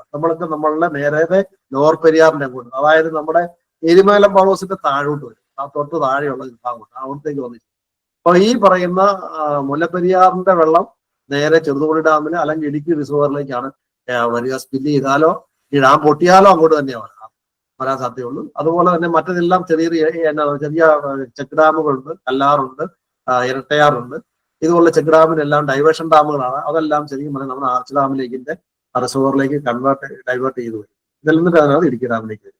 ഇടുക്കി ഡാമിൽ നിന്ന് നേരെ താഴോട്ട് വന്നു കഴിഞ്ഞാൽ നമ്മള് മലങ്കര ഡാമിലേക്ക് വന്ന് അതിൽ നിന്ന് ഇനി അടുത്തത് പമ്പ കക്കി പ്രൊജക്ട് ആണ്. പമ്പയുടെ റിവർ നമുക്കറിയാം, ഇതാണ് പമ്പ. പമ്പയിൽ നിന്ന് ആ റിവറിലെ ഒരു 30 സീം അവിടെ കാട്ടും. പക്ഷെ ഈ വെള്ളം ഇങ്ങോട്ട് ചെറിയൊരു നമ്മുടെ ഒരു കനാലോ അല്ലെങ്കിൽ ടണലോ ഉണ്ട്, തമ്മിൽ ലിങ്ക്ഡ് ആണ് ഈ കക്കിയും പമ്പയും തമ്മിൽ. അത് തമ്മിൽ ലിങ്ക്ഡ് ആയതുകൊണ്ട് എപ്പോഴും കക്കി ഈ പറയുന്നത് നമ്മൾ ഇന്ത്യക്ക് എടുത്തിരിക്കുന്നത് ഇവിടുന്നാണ്. അപ്പൊ കക്കിയിലേക്ക് ഇവിടുന്ന് താഴോട്ട് ഒരു റാമ്പുണ്ട്. ആ റാമ്പ് ഒരു ചെരുവുണ്ട്. ചെരുവുള്ളതുകൊണ്ട് ആ ചെരുവിലൂടെ വെള്ളം തന്നെ ഓട്ടോമാറ്റിക് ആയിട്ട് ഗ്രാവിറ്റി കൊണ്ട് ഇങ്ങോട്ട് കക്കി ഡാമിലേക്ക് വന്നോളൂ. ആ കക്കി ഡാമിൽ നിന്നാണ് ശബരിഗിരി അതായത് മൂഴിയാറിലേക്ക് എടുക്കുന്നത്. മൂഴിയാറിലെ ഉപയോഗം കഴിഞ്ഞ് മൂഴിയാറിലെ ഡാമിലേക്ക് താഴെ മൂഴിയാർ ഡാം എന്ന് പറഞ്ഞ ഡാം താഴെയുണ്ട്. അത് കക്കാട് പവർ ഹൗസിൽ ഉപയോഗിക്കുന്നു. ആ കക്കാട് പവർ ഹൗസിൽ നിന്ന് താഴെയുള്ള പമ്പാവാലി വഴിയുള്ള ഇറിഗേഷൻ റിവർ ഉണ്ട്. മണിയാറിന്റെ നമ്മൾ നേരത്തെ ക്യാപ്റ്റീവ് പവർ എന്ന് പറഞ്ഞാൽ മണിയാർ ഈ ഒരു ഇഷ്യൂ ഒക്കെ ഉണ്ടായ മണിയാർ അവിടെയുണ്ട്. അത് പമ്പ റിവറിലേക്ക്. ഇപ്പുറത്ത് തന്നെ കരമന റിവർ ഉണ്ട്. കരമന റിവർ പെപ്പാറ അതൊക്കെ ഇറിഗേഷൻ ആണ്, ഇറിഗേഷൻ ഡാമാണ് പെപ്പാറ ഡാം. അതുപോലെ തന്നെ അതിന്റെ സ്പീഡ് വന്നു കഴിഞ്ഞാൽ കരമന റിവർ ആ പറയുന്ന ഇറിഗേഷൻ ഡാം. ഇതാണ് മറ്റൊരു ഇത് നമ്മൾക്ക് കുറ്റ്യാടി വടക്കൻ സൈഡിലുള്ള കുറ്റ്യാടിയുടെ പ്രധാന ഇത് ബാണാസുര സാഗർ. അത് കുറ്റ്യാടി കക്കയം ഡാമിൽ നിന്ന് എടുക്കുന്നത്. ബാണാസുര സാഗറിലെ വെള്ളം കക്കയം ഡാമിലേക്ക് വരും. എന്നിട്ട് ഈ വെള്ളമാണ് ശരിക്കും കുറ്റ്യാടി പവർ ഹൗസ് കഴിഞ്ഞ് പെരുവണ്ണാൻ വഴി അങ്ങനെ കുറ്റ്യാടി. ഇപ്പുറത്ത് 2-3 ഉണ്ട്. ഉറുമി സ്മോൾ ഹൈഡ്രോയ്ക്ക് അത് ആ ഒരു ചെറുപുഴ അതും കൂടെ ഉണ്ട്. ഇതാണ് ജനറൽ ആയിട്ട് ഉള്ള നമ്മുടെ ഹൈഡ്രോളജി. ഈ ഹൈഡ്രോളജിയാണ് ശരിക്കും പറഞ്ഞാൽ നമുക്ക് പ്രോപ്പറായിട്ട് അങ്ങോട്ടും ഇങ്ങോട്ടും ടണലടിച്ച് ഷെയർ ചെയ്യാൻ പറ്റും. വേണമെങ്കിൽ ബേസിക്കലി അതിനുള്ള സാഹചര്യങ്ങളുണ്ട്. ഇതിനുശേഷം വളരെ ഇമ്പോർട്ടന്റ് ആയിട്ട് ഈ സാധനം തമിഴ്നാടിന്റെയാണ്. ഈ ശരിക്കും പറഞ്ഞാൽ തമിഴ്നാട്ടിൽ ഒരു എഞ്ചിനീയറിൽ നിന്ന് ഈ കിട്ടിയതാണ്. നമ്മുടെ കയ്യിൽ ആ രീതിയിൽ ഇല്ല. അങ്ങനെ ഈ അപ്പർ നീരാർ ഇത് ശരിക്കും വളരെ ഇമ്പോർട്ടന്റ് ആയിട്ട്. കാരണം നമ്മുടെ കഴിഞ്ഞ 2018 ആ സമയത്ത് ഇതിനെക്കുറിച്ചൊന്നും ആൾക്കാർക്ക് ഒരു ഐഡിയ ഇല്ല. KSEB ഉള്ളവർക്കോ കേരളത്തിലുള്ളവർക്കോ ആർക്കും തന്നെ ഇതിനെക്കുറിച്ച് ഐഡിയ ഉണ്ടോ എന്ന് എനിക്കറിയില്ല. അപ്പർ നീരാർ എന്ന് പറഞ്ഞിട്ടാണ് അവർ ഒരു ശൃംഖല, അതായത് തമിഴ്നാടിന്റെ ഭാഗത്തിൽ ഒരു ടണലിന്റെ ശൃംഖല ഉണ്ടാക്കി വെച്ചിട്ടുണ്ട് തമ്മിൽ കണക്ട് ചെയ്യാൻ. അപ്പൊ അവര് വെള്ളം വളരെ എഫക്റ്റീവായിട്ട് തമിഴ്നാട് ഉപയോഗിക്കുന്നുണ്ട്. അവർ ഇഷ്ടം പോലെ ടണൽ ശൃംഖല അവിടെ ഉണ്ടാക്കിയിട്ടുണ്ട്, വെള്ളത്തെ അങ്ങോട്ടും ഇങ്ങോട്ടും മായ്ക്കാനും ഇതൊക്കെ ചെയ്യാൻ. അപ്പൊ ഈ അപ്പർ നീരാറിന്റെ ലോവർ നീരാർ ഡാം ഉണ്ട്. അവിടുന്ന് ഇലമലയാറിലേക്ക് വേണമെങ്കിൽ ബേസിലേക്ക് വേണമെങ്കിൽ നമുക്ക് വെള്ളം വരാം. അപ്പൊ ഇവിടെ ഓവർഫ്ലോ ചെയ്ത് കഴിഞ്ഞാൽ ഇലമലയാർ ബേസിലേക്ക് വരാം. പിന്നെ അതുപോലെ തന്നെ അവർക്ക് ഇവിടുന്ന് ഡൈവേർട്ട് ചെയ്ത് ഷോളയാർ ഡാമിൽ വന്നിട്ട് കേരള ഷോളയാറിൽ കൂടെ വരാം. അപ്പൊ അവിടുന്ന് പറഞ്ഞാൽ ഇതുപോലെ തന്നെ ഷോളയാർ ഡാമിലേക്ക് വരാം, ഷോളയാർ ഡാമിൽ കേരള ഷോളയാറിലേക്ക് വരാം. അപ്പൊ ഇതുപോലെ തന്നെ പറമ്പിക്കുളം ഡാമിലേക്ക് അവർക്ക് ഉണ്ടാകും. അവർക്ക് ഈ ഭാഗം മുഴുവൻ തമിഴ്നാടിന്റെയാണ്. Pollachi, upper Aliyar dam, Aliyar dam ഇതെല്ലാം ടണലുകളാവട്ടോ. ഇതെല്ലാം ഒരു ടണലിന്റെ ശൃംഖലയാണ്. അപ്പൊ ഈ കണലും ഇതൊക്കെ ആയിട്ടുള്ള അപ്പൊ അവർക്ക് ഇറിഗേഷന് വേണ്ടിയിട്ട് ഇതിന് പറ്റും വെള്ളം നേരാമണം എഫക്റ്റീവായിട്ട് കൊണ്ടുപോകാനായിട്ട് അവരൊരു തടസ്സങ്ങളായിട്ട്. പക്ഷെ ഈ നല്ലൊരു മഴ പറയുന്ന സമയത്ത് ഇവിടുന്നൊക്കെയാണ് നമ്മൾ ഈ പറഞ്ഞ ലോവർ പെരിയാറിലേക്ക് വെള്ളം വരും. നമുക്കറിയാം ഇവിടുന്ന് അറിയാൻ കഴിഞ്ഞാൽ ഇവിടുന്ന് ഈ പറയും ഇടമലയാറിന് പെരിയാർ ബേസിലേക്ക് ഈ വെള്ളം മുഴുവൻ വരും. ഇവിടെ നീരാർ സൈഡിൽ നിന്നുള്ള. അപ്പൊ നമ്മൾക്ക് ഇങ്ങനെ ഒരു ശൃംഖലയും കൂടെ ഇതിനകത്തുണ്ട്. ഇതൊന്നും കേരളമായിട്ട് ഒരു ബന്ധവുമില്ല, കേരളത്തിനകത്ത് ഒരു കൺട്രോളും ഇല്ല, തമിഴ്നാടിന്റെയാണ്. അപ്പൊ നമ്മൾ പറയുന്നത് പക്ഷേ ഇത് ഇത് ഹൈഡ്രോളജിക്കലി കണക്റ്റഡ് ആണ് അതിനകത്ത്. അപ്പൊ അവിടുന്ന് വരുന്ന വെള്ളം എത്രമാത്രം ഉണ്ട് എത്രമാത്രം ഉണ്ടോ നമുക്ക് കണക്കൊന്നുമില്ല. അത് വിട്ട വെള്ളം ഇങ്ങോട്ട് വരിക എന്നുള്ളതാണ്. അപ്പൊ നമുക്ക് തമിഴ്നാടുമായിട്ട് നേരാമൺ ഒരു കോർഡിനേറ്റഡ് ഇതുണ്ടെങ്കിൽ മാത്രമേ നമുക്ക് വാട്ടർ മാനേജ്മെന്റ് ഓപ്പറേറ്റ് ഈ ഒരു മഴയുള്ള സമയത്ത് കൂടുതൽ ഈ പറയുന്ന ഫ്ലഡ് ഒക്കെ ഉണ്ടാവുകയാണെങ്കിൽ ഇത് വളരെ എഫക്റ്റീവായിട്ട് വാട്ടർ മാനേജ്മെന്റ് ആവശ്യമുള്ള ഒരു സ്ഥലമാണിത്. ഈ ഒരു അവസ്ഥയാണ് ഇവിടെ ഒന്ന് കാണിച്ചു എന്ന് മാത്രമേ. അപ്പൊ ഇതാണ് നമ്മളുടെ ഒരു ഹൈഡ്രോളജി ഇത് വന്നത്. അപ്പൊ നമ്മള് ഈ ഹൈഡ്രോളജിയാണ് നമ്മുടെ ഈ വാട്ടർ മാനേജ്മെന്റ് ആണ് നമ്മുടെ ഏറ്റവും വലിയ ഇമ്പോർട്ടന്റ് ആയിട്ടുള്ള കാര്യം. അപ്പൊ നമുക്കറിയാമല്ലോ നമുക്ക് ഹൈഡ്രോളജിയാണ് നമ്മുടെ ഹൈഡ്രോ സ്റ്റേഷനേ ഉള്ളൂ പ്രധാനമായിട്ട്. അതിനകത്ത് പ്രധാനമായിട്ട് നമ്മൾ ഈ ഹൈഡ്രോ സ്റ്റേഷനുകളെ 3 ഗ്രൂപ്പായിട്ട് തിരിച്ചിട്ടുണ്ട്. Group 1, group 2 and group. ഗ്രൂപ്പുകൾ എന്ന് പറഞ്ഞാൽ മേജർ സ്റ്റേഷൻ ഇടുക്കി, ശബരിഗിരി, ഷോളയാർ, ഇലമലയാർ, പള്ളിവാസൽ ഏറ്റവും കൂടുതൽ ഡാമിൽ വെള്ളം ശേഖരിക്കുന്നത്. ആ വെള്ളം നമുക്കറിയാം. ആ വെള്ളം ഉണ്ടെങ്കിൽ ശേഖരിച്ച് വെച്ചാൽ അത് താഴോട്ട് വരുത്തോറും പല സ്റ്റേജസ് നമുക്ക് ജനറേഷൻ പോസിബിളാണ്. എഫക്റ്റീവ് ജനറേഷൻ ഒരു യൂണിറ്റിന്റെ വളരെ ഒരു MCM വെള്ളം കൊണ്ട് ഉണ്ടാകുന്ന ജനറേഷൻ ഒരു സ്റ്റേജിൽ മാത്രമല്ല എല്ലാ സ്റ്റേജസും കിട്ടും. അത് എഫക്റ്റീവ് ആയിട്ട് അതിന് കോസ്റ്റ് കൂടുതലാണ്, കോസ്റ്റ് എഫക്റ്റീവ്നെസ് കൂടുതലാണ്. അതുപോലെ തന്നെ അടുത്താണ് കുറ്റ്യാടിയാൻ പന്നിയാർ. ഇത് വീണ്ടും പന്നിയാറിന്റെ ആണെങ്കിൽ പൊന്മുടി ഇതുകൊണ്ട് കുറച്ചുകൂടെ ഇതുപോലെ വലിയൊരു സ്റ്റോറേജ് കുഴപ്പമില്ലാവും. പിന്നെ മറ്റതെല്ലാം റൺ ഓഫ് റിവർ ആണ്. റൺ ഓഫ് റിവർ എന്ന് പറഞ്ഞാൽ നമുക്കറിയാം അത് സ്റ്റോറേജ് ഇല്ല, നമുക്ക് മഴയുള്ള സമയത്ത് മാത്രമേ ഉള്ളൂ.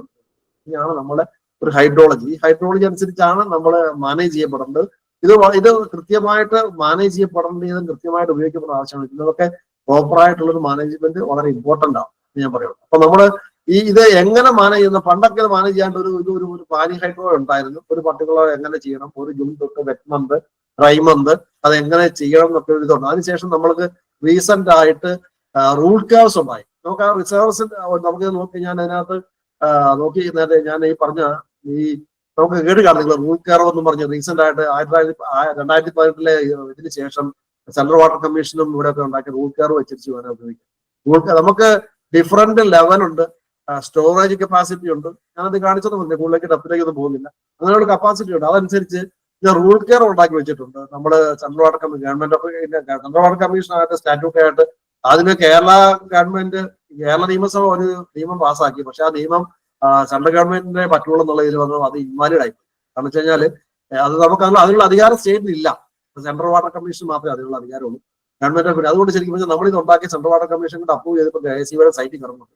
ഇതനുസരിച്ച് നമ്മൾക്ക് എങ്ങനെ ആയിരിക്കണം ഈ റൂൾ കർവ് എന്ന് പറഞ്ഞ് ഉദ്ദേശിക്കുന്ന നമ്മുടെ വാട്ടർ ലെവലുകൾ, പോളിംഗ് സോയ ലെവലുകൾ, വാട്ടർ ലെവലുകൾ, അപ്പർ ലെവൽ എങ്ങനെയായിരിക്കണം, മാർച്ച് 31 എന്തായിരിക്കണം എന്നൊക്കെ പറഞ്ഞിട്ട് റൂൾ കർവ് ഓരോ പ്രധാന റിസർവയറിനും, അതായത് 2018 ആ ഫ്ലഡിന് ശേഷം റൂൾ കർവ് അനുസരിച്ച് ഓപ്പറേറ്റ് ചെയ്യാവുന്ന വെപ്പ്.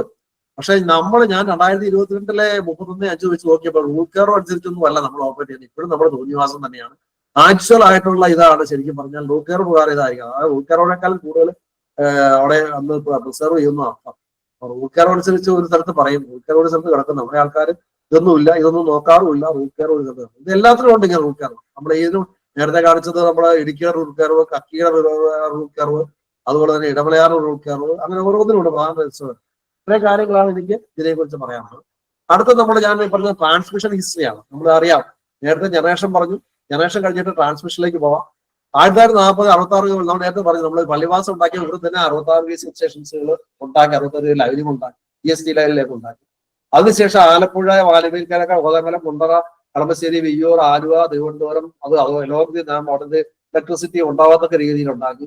അതിനുശേഷം വീണ്ടും 215 66 സർക്യൂട്ട് ലൈന് കോതമംഗലം, ആലുവ, പള്ളം, മാവേലിക്കര, കുണ്ടറ സബ് സ്റ്റേഷൻ, അങ്ങനെ അത് ഈ പറഞ്ഞ രീതിയിൽ പള്ളം വഴി ഉള്ളതും അടുത്ത് വന്നു. അപ്പൊ ഈ പറഞ്ഞ 66 സബ് സ്റ്റേഷൻ അന്ന് തന്നെ നമ്മുടെ ഈ പള്ളിവാസനോട് അനുബന്ധിച്ച് തന്നെ നമ്മളുടെ അന്നത്തെ കാലത്തെ തിരുവിതാംകൂർ മഹാരാജാവിന്റെ കാലത്ത് തന്നെ ഉണ്ടായി. അതിനുശേഷം 1956 reorganisation of state. Reorganisation of state വന്നപ്പോൾ ഒത്തിരി കാര്യങ്ങൾ വ്യത്യാസം വന്നു. എന്ന് വെച്ചാൽ മലബാർ ഏരിയ മുഴുവൻ മദ്രാസിന്റെ കീഴിലായിരുന്നു. നമുക്കറിയാം ബ്രിട്ടീഷിന്റെ ഗവൺമെന്റ് കൊച്ചി ട്രാവൻകൂർ അതാണ്. അപ്പൊ ശരിക്കും പറഞ്ഞു കഴിഞ്ഞാല് അവിടെ റീഅറേഞ്ച്മെന്റിന്റെ ആവശ്യം വന്നു. ആദ്യം നമ്മൾ ആ സ്റ്റേറ്റ് ഫോം ചെയ്തെങ്കിൽ പോലും ആ സമയത്ത് മറ്റുള്ള ഏരിയകൾ, ഈ ഏരിയയില് മദ്രാസ്, അന്ന് നമ്മൾ തമിഴ്നാടിന്റെ മദ്രാസ് സ്റ്റേറ്റ് എന്ന് പറഞ്ഞു. അപ്പൊ മദ്രാസ് സ്റ്റേറ്റിൽ അവിടുന്ന് സപ്ലൈ ചെയ്യാനായിട്ട് ആഗ്രഹിച്ചു. അങ്ങനെയാണ് ശരിക്കും പറഞ്ഞാല് ഈ തമിഴ്നാടിന്റെയാണ് 22 kV നമ്മുടെ പാലക്കാട് സപ്ലൈ വരാൻ പറ്റും. അങ്ങനെയാണ് ശരിക്കും പറഞ്ഞാൽ പാലക്കാട് 22 kV ഇപ്പോഴും ഉണ്ട്. അപ്പൊ അന്ന് തമിഴ്നാടിന്റെ സപ്ലൈ ആയിട്ടാണ് ശരിക്കും പറഞ്ഞാൽ അത് പാലക്കാട് തമിഴ്നാട്ടിൽ നിന്നും കൊടുത്തിരുന്ന സപ്ലൈ ആയിട്ടാണ് അന്ന് പറഞ്ഞത്. പിന്നെ അത് 66 kVയിൽ നിന്ന് നമ്മൾക്ക് അതിന് പകരം കേരള കുറച്ച് മദ്രാസ് ഏരിയയിൽ നിന്ന് നമ്മൾ സപ്ലൈ ചെയ്ത് കൊടുക്കുന്നത് കുറച്ച്. അങ്ങനെയാണ് ഈ തമിഴ്നാടുമായിട്ടൊരു കൊടുക്കൽ വാങ്ങലുകളിൽ കൂടിയാണ് കേരളം മൊത്തം സപ്ലൈ കൊടുത്തത്.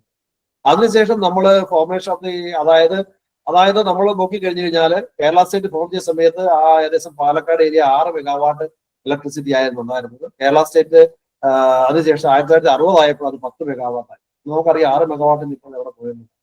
അപ്പൊ നമ്മൾക്ക് ആളാണ് അന്നത്തെ സ്റ്റേറ്റ്. നമ്മൾ കേരളം ഫോം ചെയ്യുന്ന സമയത്ത് ഒരു 10 മെഗാവാട്ടാണ് മലബാർ ഏരിയയിൽ ഉണ്ടായിരുന്നത്. ഇത് അതിനുശേഷം അതിനോടൊപ്പം തന്നെ നമ്മൾ കാരിയർ കമ്മ്യൂണിക്കേഷൻ ഡെവലപ്പ് ചെയ്തു.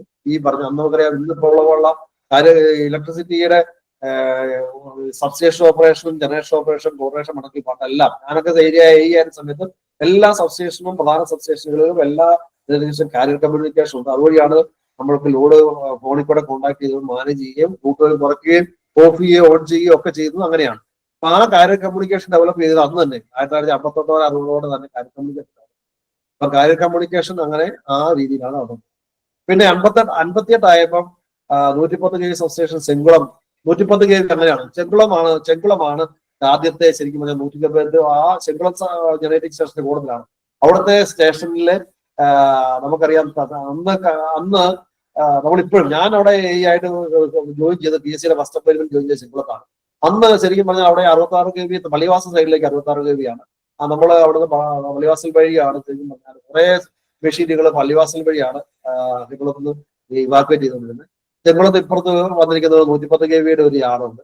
ആ യാർഡിൽ ഈ പറഞ്ഞ പോലെ നമ്മള് പള്ളത്തയിലേക്കും കലമശ്ശേരിയിലേക്കും ലൈനുണ്ട്. അങ്ങനെയാണ് ഇവാക്വേറ്റ് ചെയ്തത്.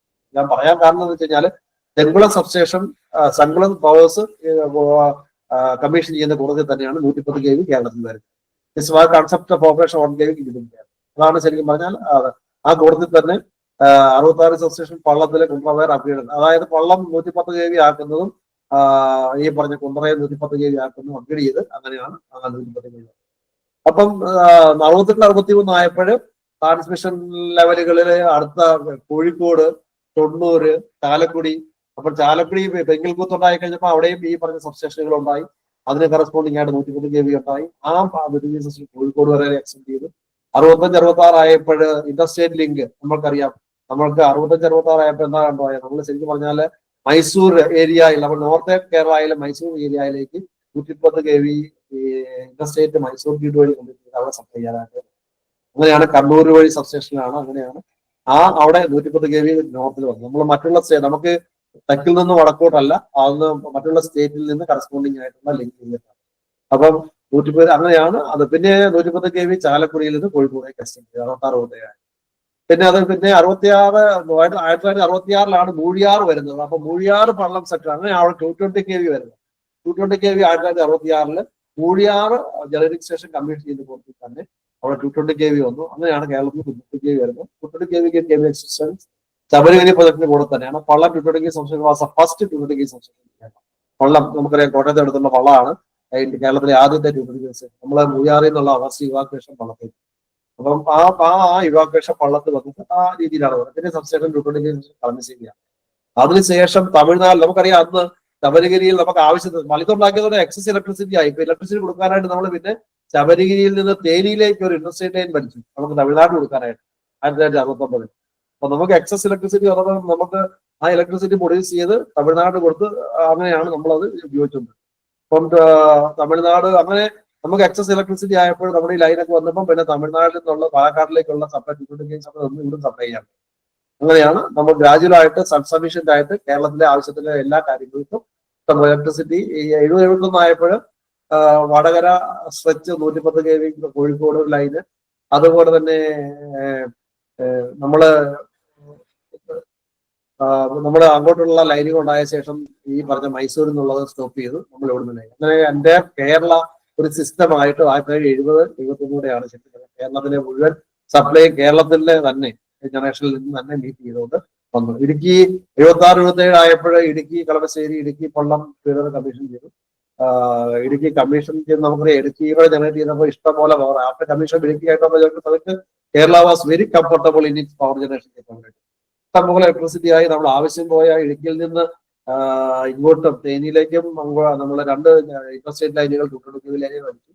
അതെല്ലാം നമ്മൾക്ക് അതുവഴി നമ്മൾ മറ്റുള്ള തമിഴ്നാടിന് സപ്ലൈ ചെയ്തു, മറ്റുള്ള സ്റ്റേറ്റിന് സപ്ലൈ ചെയ്തു. അതിനുശേഷം ആ 220 kV ഇടമൺ കമ്മീഷൻ ചെയ്തു. അതിനുശേഷം ട്രിവാൻഡ്രത്ത് 88-89 ആയപ്പോഴാണ് 220 kV പോത്തൻകോട് വന്നത്. തിരുവനന്തപുരത്ത് വരുന്നത് ക്യാപിറ്റൽ സിറ്റി. അവിടെ അങ്ങനെയാണ് അവിടെ വന്നത്.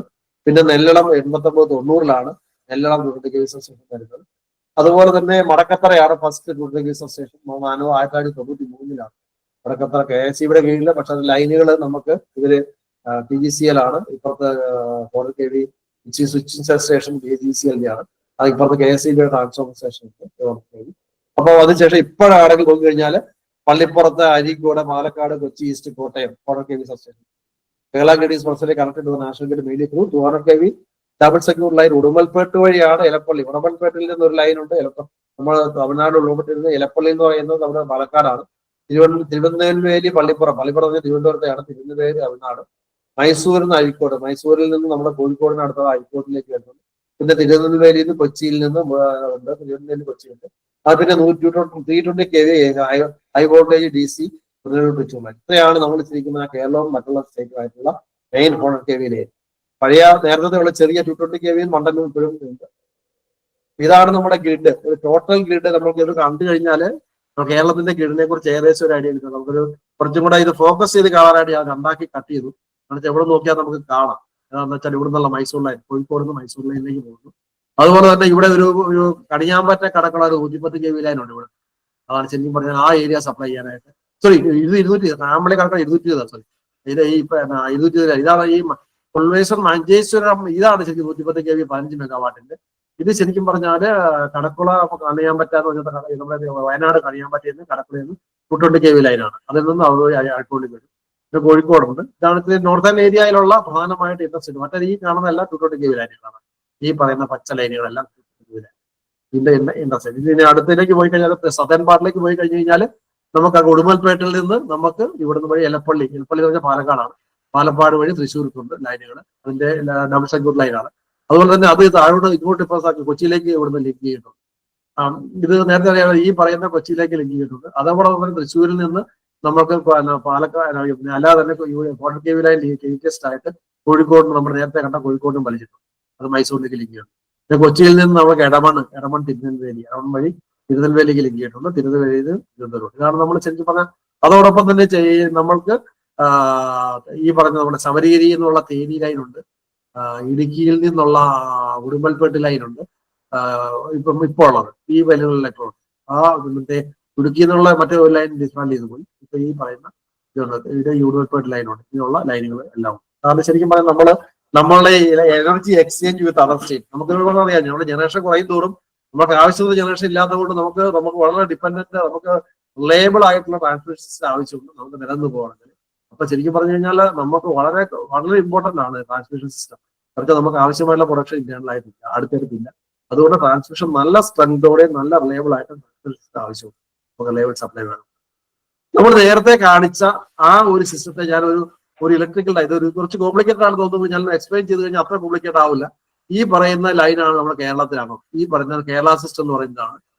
ഈ കേരള സിസ്റ്റമാണ് ഞാൻ നേരത്തെ പറഞ്ഞ നമ്മുടെ ആത്തേ ലൈൻ. നമ്മുടെ ഈ പറയുന്ന ഈ ഒരു കാണുന്നുണ്ടല്ലോ ഈ ലൈൻ, ഈ ഗ്രൗണ്ട്, അതിനകത്താണ് കേരളത്തിലെ പ്രധാനമായിട്ടുള്ള അരീക്കോട്, കാഞ്ചിക്കോട്, വടക്കത്തറ, ഈ എടമണ്ണ്, ഇതുപോലെ പ്രധാന പോത്തൻകോട് പോലുള്ള സബ്സ്റ്റേഷൻ.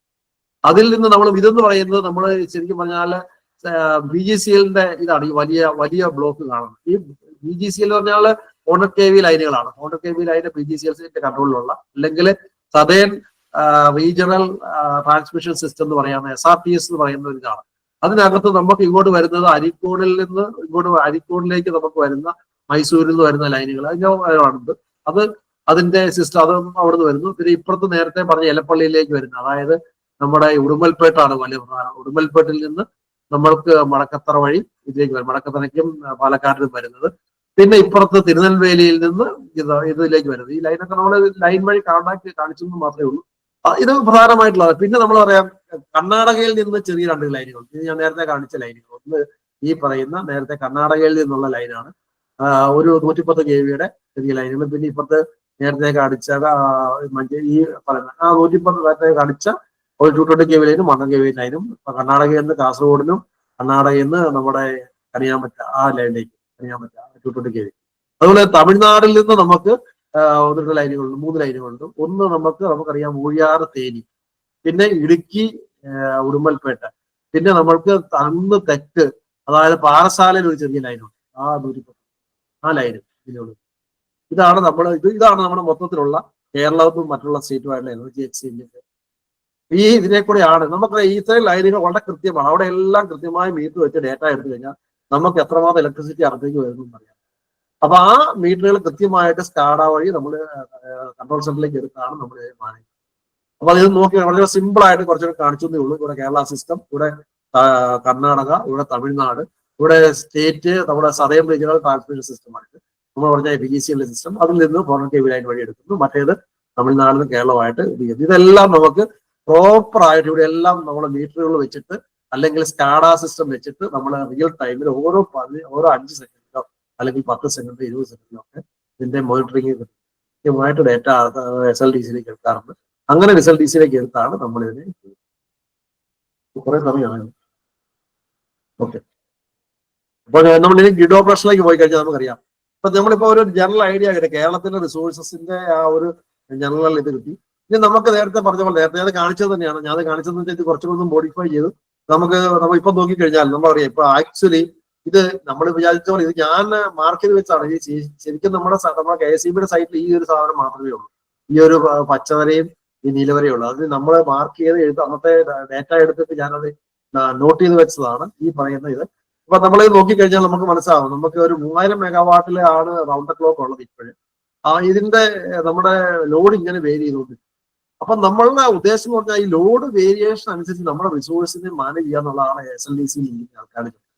അല്ലെങ്കിൽ നമ്മൾ ആ റിസോഴ്സ് മാനേജ്മെന്റ്, നമുക്കുള്ള കുറെ റിസോഴ്സ് ഉണ്ട്, നമ്മൾ ആ റിസോഴ്സുകളല്ല, നമ്മൾ ജനറേഷൻ റിസോഴ്സസ് ഉണ്ട്, ഹൈഡ്രോ റിസോഴ്സസ് ഉണ്ട്, തെർമൽ റിസോഴ്സസ് ഉണ്ട്, സോളാർ റിസോഴ്സസ് ഉണ്ട്, എല്ലാം നമ്മളുടെ ആവശ്യത്തിനനുസരിച്ച് സ്വിച്ച് ഓൺ ചെയ്യുന്നതനുസരിച്ച് ആൾക്കാരുടെ ലോഡ് കൂട്ടുകയും കുറയ്ക്കുന്നതനുസരിച്ച് നമ്മുടെ ആ റിസോഴ്സസ് മാനേജ് ചെയ്തു.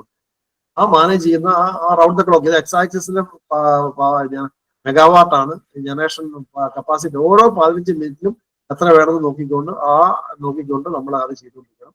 ഇപ്പുറത്ത് ഇത് എക്സാക്സിസിലെ ഈ പറയുന്ന അവേഴ്സ് ആണ്. അപ്പൊ ആ രീതിയിലാണ് പോകുന്നത്. നമ്മൾ ഇതിനകത്ത് ഞാൻ നോക്കാൻ കാരണം എന്താ വെച്ചാല്, ഇത് 2025 17/2025 നമ്മൾ നോക്കി കഴിഞ്ഞാൽ 2 വർഷത്തെ ഞാൻ കമ്പയർ ചെയ്യാൻ നോക്കുകയാണ്. അതെല്ലാം തേഴ്സ്ഡേ ഒരു വ്യാഴാഴ്ചയാണ്, ഒരു ഹോളിഡേ ഉള്ള ദിവസമാണ്. നമ്മൾ നോക്കിക്കഴിഞ്ഞാൽ ഈ പറഞ്ഞ ഈ വർഷം 8/5 17/4 2 വർഷം വലിയ ഇതാണ്, നമുക്കൊരു ഇതാണ്. പക്ഷെ നമ്മൾ നോക്കിക്കഴിഞ്ഞാൽ അറിയാം, വലിയ കാര്യമായ വ്യത്യാസമൊന്നുമില്ല. 3400 മെഗാവാട്ട് 3400 മെഗാവാട്ട് ഏകദേശം ഒരു മിനിമം. മാക്സിമം എന്ന് പറയുന്ന ഒരു 5200 മെഗാവാട്ട് 5850 മെഗാവാട്ട്. കാര്യമായ വ്യത്യാസമൊന്നുമില്ല. നമ്മൾക്ക് ഇത് കൃത്യമായിട്ട് ഇതിനെ ഫോർകാസ്റ്റ് ചെയ്യാൻ പറ്റുന്ന രീതിയിൽ തന്നെ നമ്മളുടെ വേരിയേഷൻ ഉണ്ട്. നമ്മളത് കാണിച്ചു വെച്ചാൽ അത് ഓരോ വർഷം അനുസരിച്ച് വ്യത്യാസമുണ്ട്. പിന്നെ ടൈം അനുസരിച്ച് നമ്മൾ അതിന്റെ പാറ്റേണൊക്കെ ഏകദേശം സെയിം തന്നെയാണ്. അത് നമ്മൾ നോക്കിക്കഴിഞ്ഞാൽ ഇത് 2024-25 നമ്മൾ നോക്കാം. നമ്മൾ 24 ഹീറ്റ് വേവ്സിന്റെ വ്യത്യാസം ഞാൻ പറഞ്ഞത്. ഇപ്പൊ ഇത് നോക്കിക്കഴിഞ്ഞാൽ ഈ കൊല്ലം അത്രയും വലിയ ഹീറ്റ് വേവ്സോ നമുക്കിത് ഉണ്ടായില്ല. മാത്രമല്ല ഇതൊന്നും എനിക്ക് തോന്നുന്നത് നമ്മളുടെ ആ TOD മെക്കാനിസം കൂടെ കുറച്ച് അഫക്ട് ചെയ്യുമെന്ന് എനിക്ക് സംശയമുണ്ട്. എങ്ങനെയാണെങ്കിലും ഒരു കാര്യം മനസ്സിലാക്കേണ്ടത്, ഇത് 10 മണിക്കൂർ കൊണ്ട് നമ്മളിവിടെ നോക്കിയാൽ 0 to 6, 6 to 18 ഇവിടെയാണ് നമ്മുടെ പീക്ക് അവേഴ്സ്, TOD ഉള്ള ഹയർ കോസ്റ്റ്. പക്ഷെ അതിനുശേഷവും നമുക്ക് ഇവിടെ ഹയർ ഇത് തന്നെയാണ്, ഡിമാൻഡ് കൂടുതൽ തന്നെയാണ്. അപ്പൊ ശരിക്കും പറഞ്ഞാൽ നമ്മളുടെ ആ ഒരു പീക്ക് ടൈം എന്ന് പറയുന്നത് രാത്രി 12 മണി വരെ ഉള്ളതുണ്ട്. അതിനുശേഷം ഏറ്റവും കുറഞ്ഞ ഓഫ് പീക്ക് എന്ന് പറയുന്നത് ഈ പകൽ സമയമായിട്ട്, അതായത് സോളാർ സമയമാണ് ഏറ്റവും കുറച്ച് ഉപയോഗം നമുക്ക് ഈ റിഫ്ലക്ട് ചെയ്ത് വരുന്നത്. ഉദ്ദേശം എന്ന് പറഞ്ഞാൽ നമുക്ക് ആൾക്കാർ കൂടുതലായിട്ട് ഈ പറയുന്ന സോളാർ പ്രൊഡക്ഷൻ ഉള്ളതുകൊണ്ട് കുറച്ചായിരിക്കും നമുക്ക് ഡിമാൻഡ് അവിടെ ഉണ്ട്. അതായിരിക്കണം അവിടെ.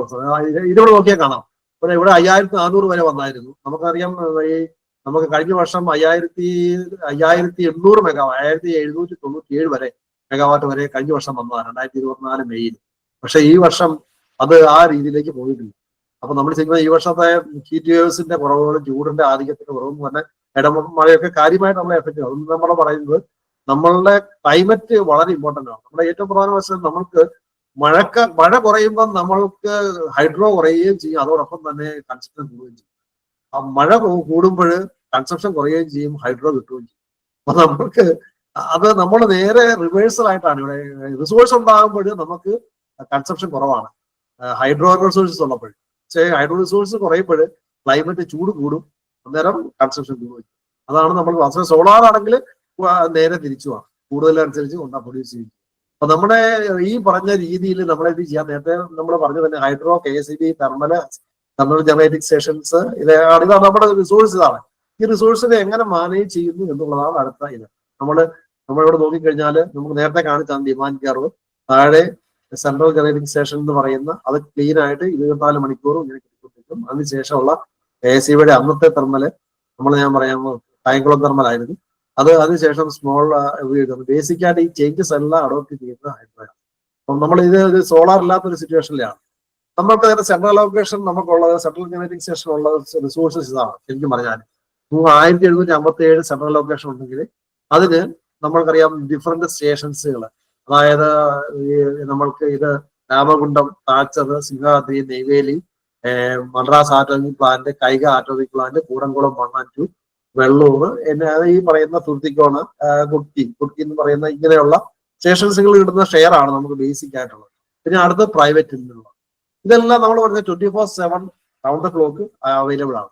അപ്പൊ അത് നമ്മൾക്ക് പൈസ മേടിച്ചാലും മേടിച്ചില്ലേലും നമുക്ക് അതിന് പൈസ കൊടുക്കേണ്ടി വരും. നേരത്തെ പറഞ്ഞാല് വേരിയബിൾ ചാർജ് കുറഞ്ഞു കിട്ടും, അല്ലെങ്കിൽ വേരിയബിൾ ചാർജ് കൊടുക്കും, അല്ലെങ്കിൽ ഫിക്സഡ് ചാർജ് 4 രൂപ ആണെങ്കിൽ 3 രൂപ ഫിക്സഡ് ചാർജ്, 1 രൂപ വേരിയബിൾ ചാർജ്. അപ്പൊ ആ രീതിയിൽ 3 രൂപ എങ്ങനെയാണ്. അപ്പൊ ഇത് എങ്ങനെ നമ്മൾ യൂട്ടിലൈസ് ചെയ്യുന്നു എന്നുള്ളതാണ് ഇതിന് പ്രധാനം. അത് യൂട്ടിലൈസ് ചെയ്യുകയും അതോടൊപ്പം തന്നെ നമ്മളുടെ ഹൈഡ്രോ ജനറേഷൻ, നമുക്ക് നേരത്തെ അറിയാലോ 24/7 എന്ന് പറയുന്ന ബേസിക് ആയിട്ട് 3000 മെഗാവാട്ട് എടുത്തുള്ളൂ വേണ്ടതുള്ളൂ. അതിന് കൂടുതലുള്ള എല്ലാം ആ വേരിയേഷൻ അനുസരിച്ച് നമ്മൾ ഈ ഹൈഡ്രോയെ വെച്ച് ഫില്ല് ചെയ്ത് ഉപയോഗിക്കുക എന്നുള്ളതാണ് അതിനകത്ത് പറ്റുന്ന കാര്യങ്ങൾ. ഈ ഹൈഡ്രോയെ വെച്ച് ഫില്ല് ചെയ്യുന്നതോടൊപ്പം തന്നെയാണ് നമുക്കിപ്പോ സോളാറും കൂടെ വന്നിരിക്കുന്നത്. അപ്പൊ സോളാർ നമ്മൾ ഈ പറയുന്ന രീതിയിലുള്ള വലിയൊരു സോളാർ പെൻട്രേഷൻ കേരളത്തിൽ ഉണ്ടായിട്ടൊന്നുമില്ല. ബേസിക്കലി നമ്മൾ നോക്കിയാൽ മനസ്സിലാവും. സെൻട്രൽ സ്റ്റേഷന് നേരത്തെ കാണിച്ച പോലെ തന്നെ സ്ട്രോങ് ഹൈഡ്രോ, ഇതാണ് നമ്മളുടെ ഇത്. അപ്പൊ നമ്മൾ ഇവിടെ നോക്കിയാൽ നമുക്ക് കപ്പാസിറ്റി വൈസ് നോക്കി കഴിഞ്ഞാൽ നമ്മൾ നേരത്തെ കിട്ടുന്ന കപ്പാസിറ്റി വൈസ് നോക്കിയാൽ 5000 മെഗാവാട്ട് ഉണ്ടെങ്കിൽ അതിന്റെ അവൈലബിലിറ്റിയും മെയിൻ്റനൻസും പ്ലാൻ ലോഡ് ഫാക്ടറും കൂടി ഒരു 4000-നോട് അടുത്ത് നമുക്ക് ടോട്ടൽ ഉണ്ട്, അവൈലബിൾ ആണ്. ഏകദേശം കിട്ടാൻ സാധ്യത 4000 അധികം കിട്ടാൻ സാധ്യത. അതിനുശേഷം നമുക്ക് മീഡിയം ടൈം 2-3 മാസത്തേക്ക് മീഡിയം ടൈമും ലോങ് ടൈം ഷോർട്ട് ടൈം എന്ന് പറഞ്ഞത് ഒരു മാസത്തേക്കും, മീഡിയം ടൈം എന്ന് പറയുന്നത് 3 മാസം തൊട്ട് 3 വർഷം വരെയാണ് മീഡിയം ടൈം. അപ്പൊ ആ ഒരു ടൈമിൽ നമുക്ക് വേണമെങ്കിൽ നമുക്ക് കൂടുതൽ ആവശ്യകത നോക്കിയിട്ട് സീസണൽ ആയിട്ടും അല്ലാതെയും ഒക്കെ വാങ്ങിക്കാം.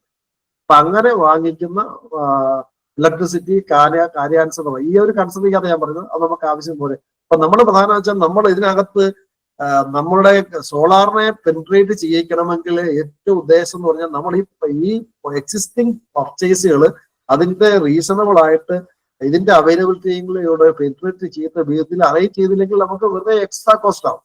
അതാണ് വളരെ ഇമ്പോർട്ടൻറ്റ്. പ്ലാനിങ് വളരെ ഇമ്പോർട്ടൻ്റ് ആണ്, ഫോർകാസ്റ്റിംഗ് വളരെ ഇമ്പോർട്ടൻ്റ് ആണ്. ആ ഫോർകാസ്റ്റിംഗ് അനുസരിച്ച് ഡിമാൻഡിനനുസരിച്ച് നമ്മുടെ ആവശ്യകത മനസ്സിലാക്കുകയും ആ വേരിയബിലിറ്റി മനസ്സിലാക്കുകയും ചെയ്തുകൊണ്ട് നമ്മൾ ഇതിനെ ഉപയോഗിച്ചില്ലെങ്കിൽ നമ്മൾക്ക് നേരാമണം ഹൈഡ്രോയിനെ നമ്മൾ ഈ പറഞ്ഞ ഹൈഡ്രോയുടെ വേരിയബിലിറ്റിനെ ഉപയോഗിക്കുകയും അതോടൊപ്പം തന്നെ സോളാറിന്റെ പെനിട്രേഷനെ അലോ ചെയ്യാൻ പറ്റുന്ന രീതിയിലുള്ള ഒരു ഇത് ഓപ്പറേഷൻ നടന്നാൽ മാത്രമേ പ്രോപ്പർ ആയിട്ട് നമുക്ക് സോളാറിനെയും വിൻഡിനെയുള്ള റിന്യൂവബിൾ എനർജിനെ ഹാർനസ് ചെയ്യാൻ പറ്റും. അല്ലെങ്കിൽ ഈ പറഞ്ഞ പോലെ വേസ്റ്റ് ആവും. അതാണ് ഇവിടെ കാണിച്ചിരിക്കുന്ന കുഴപ്പം. നമ്മുടെ ഇവിടെ ഒരു എക്സാമ്പിൾ ആണിത്. നമ്മൾ പല വർഷവും സറണ്ടർ ചെയ്യേണ്ടി വന്നതിന്റെ എക്സാമ്പിൾ ആണ്. നമ്മൾ ഈ പറഞ്ഞ കൂടുതൽ അന്ന് നമ്മളുടെ ഇതിന്റെ 1800 ബില്യൺ യൂണിറ്റ് വരെ 2000 ബില്യൺ യൂണിറ്റ് വരെ സറണ്ടർ ചെയ്ത വർഷങ്ങൾ 21-23 1029. പക്ഷെ കഴിഞ്ഞ 2 വർഷങ്ങളായിട്ട് നമുക്ക് EBFOയുടെ ആ ഒരു ക്യാൻസലൈസേഷൻ ഒരു 500 മെഗാവാട്ടിന്റെ ഇല്ലാതെ വന്ന ശേഷമാണ് എന്താണ് ഏകദേശം ഇപ്പം കഴിഞ്ഞ 2-3 വർഷമായിട്ട് വളരെ സറണ്ടർ ചെയ്യുന്നില്ല. അല്ലെങ്കിൽ ഈ പറഞ്ഞ പോലെ കഴിഞ്ഞ ഈ വർഷം തന്നെ ഒരു 400 മെഗാവാട്ടിന് താഴെയുള്ളൂ സറണ്ടർ ചെയ്യുന്നത്. അതിന് മുമ്പ് അതൊക്കെ ഒരു റീസണബിൾ ആണ്. 400 മെഗാവാട്ട് താഴേക്കൊക്കെ റീസണബിൾ സറണ്ടറിങ്. പക്ഷെ ഇവിടെ എന്ന് പറഞ്ഞാൽ 2000 megawatt 2000 million unit 1500 million unit 1000 million unit കൂടുതലൊക്കെ സറണ്ടർ ചെയ്യാന്ന് പറഞ്ഞാൽ ഭയങ്കരമായിട്ട് കോസ്റ്റ് ഉണ്ടാകുന്ന ഒരു കാര്യം. നമ്മള് ഈ ഒരു പ്ലാനിങ് വരുമ്പോൾ നമ്മൾ ചിന്തിക്കുന്ന ഒരു കാര്യം എന്ന് പറഞ്ഞാൽ നമ്മുടെ മാക്സിമം ഡിമാൻഡ് എത്രമാത്രം വരുന്നുണ്ട്. അപ്പൊ നമുക്കറിയാം ഇവിടെ ഇത് ബേസിക് KSEB അല്ല.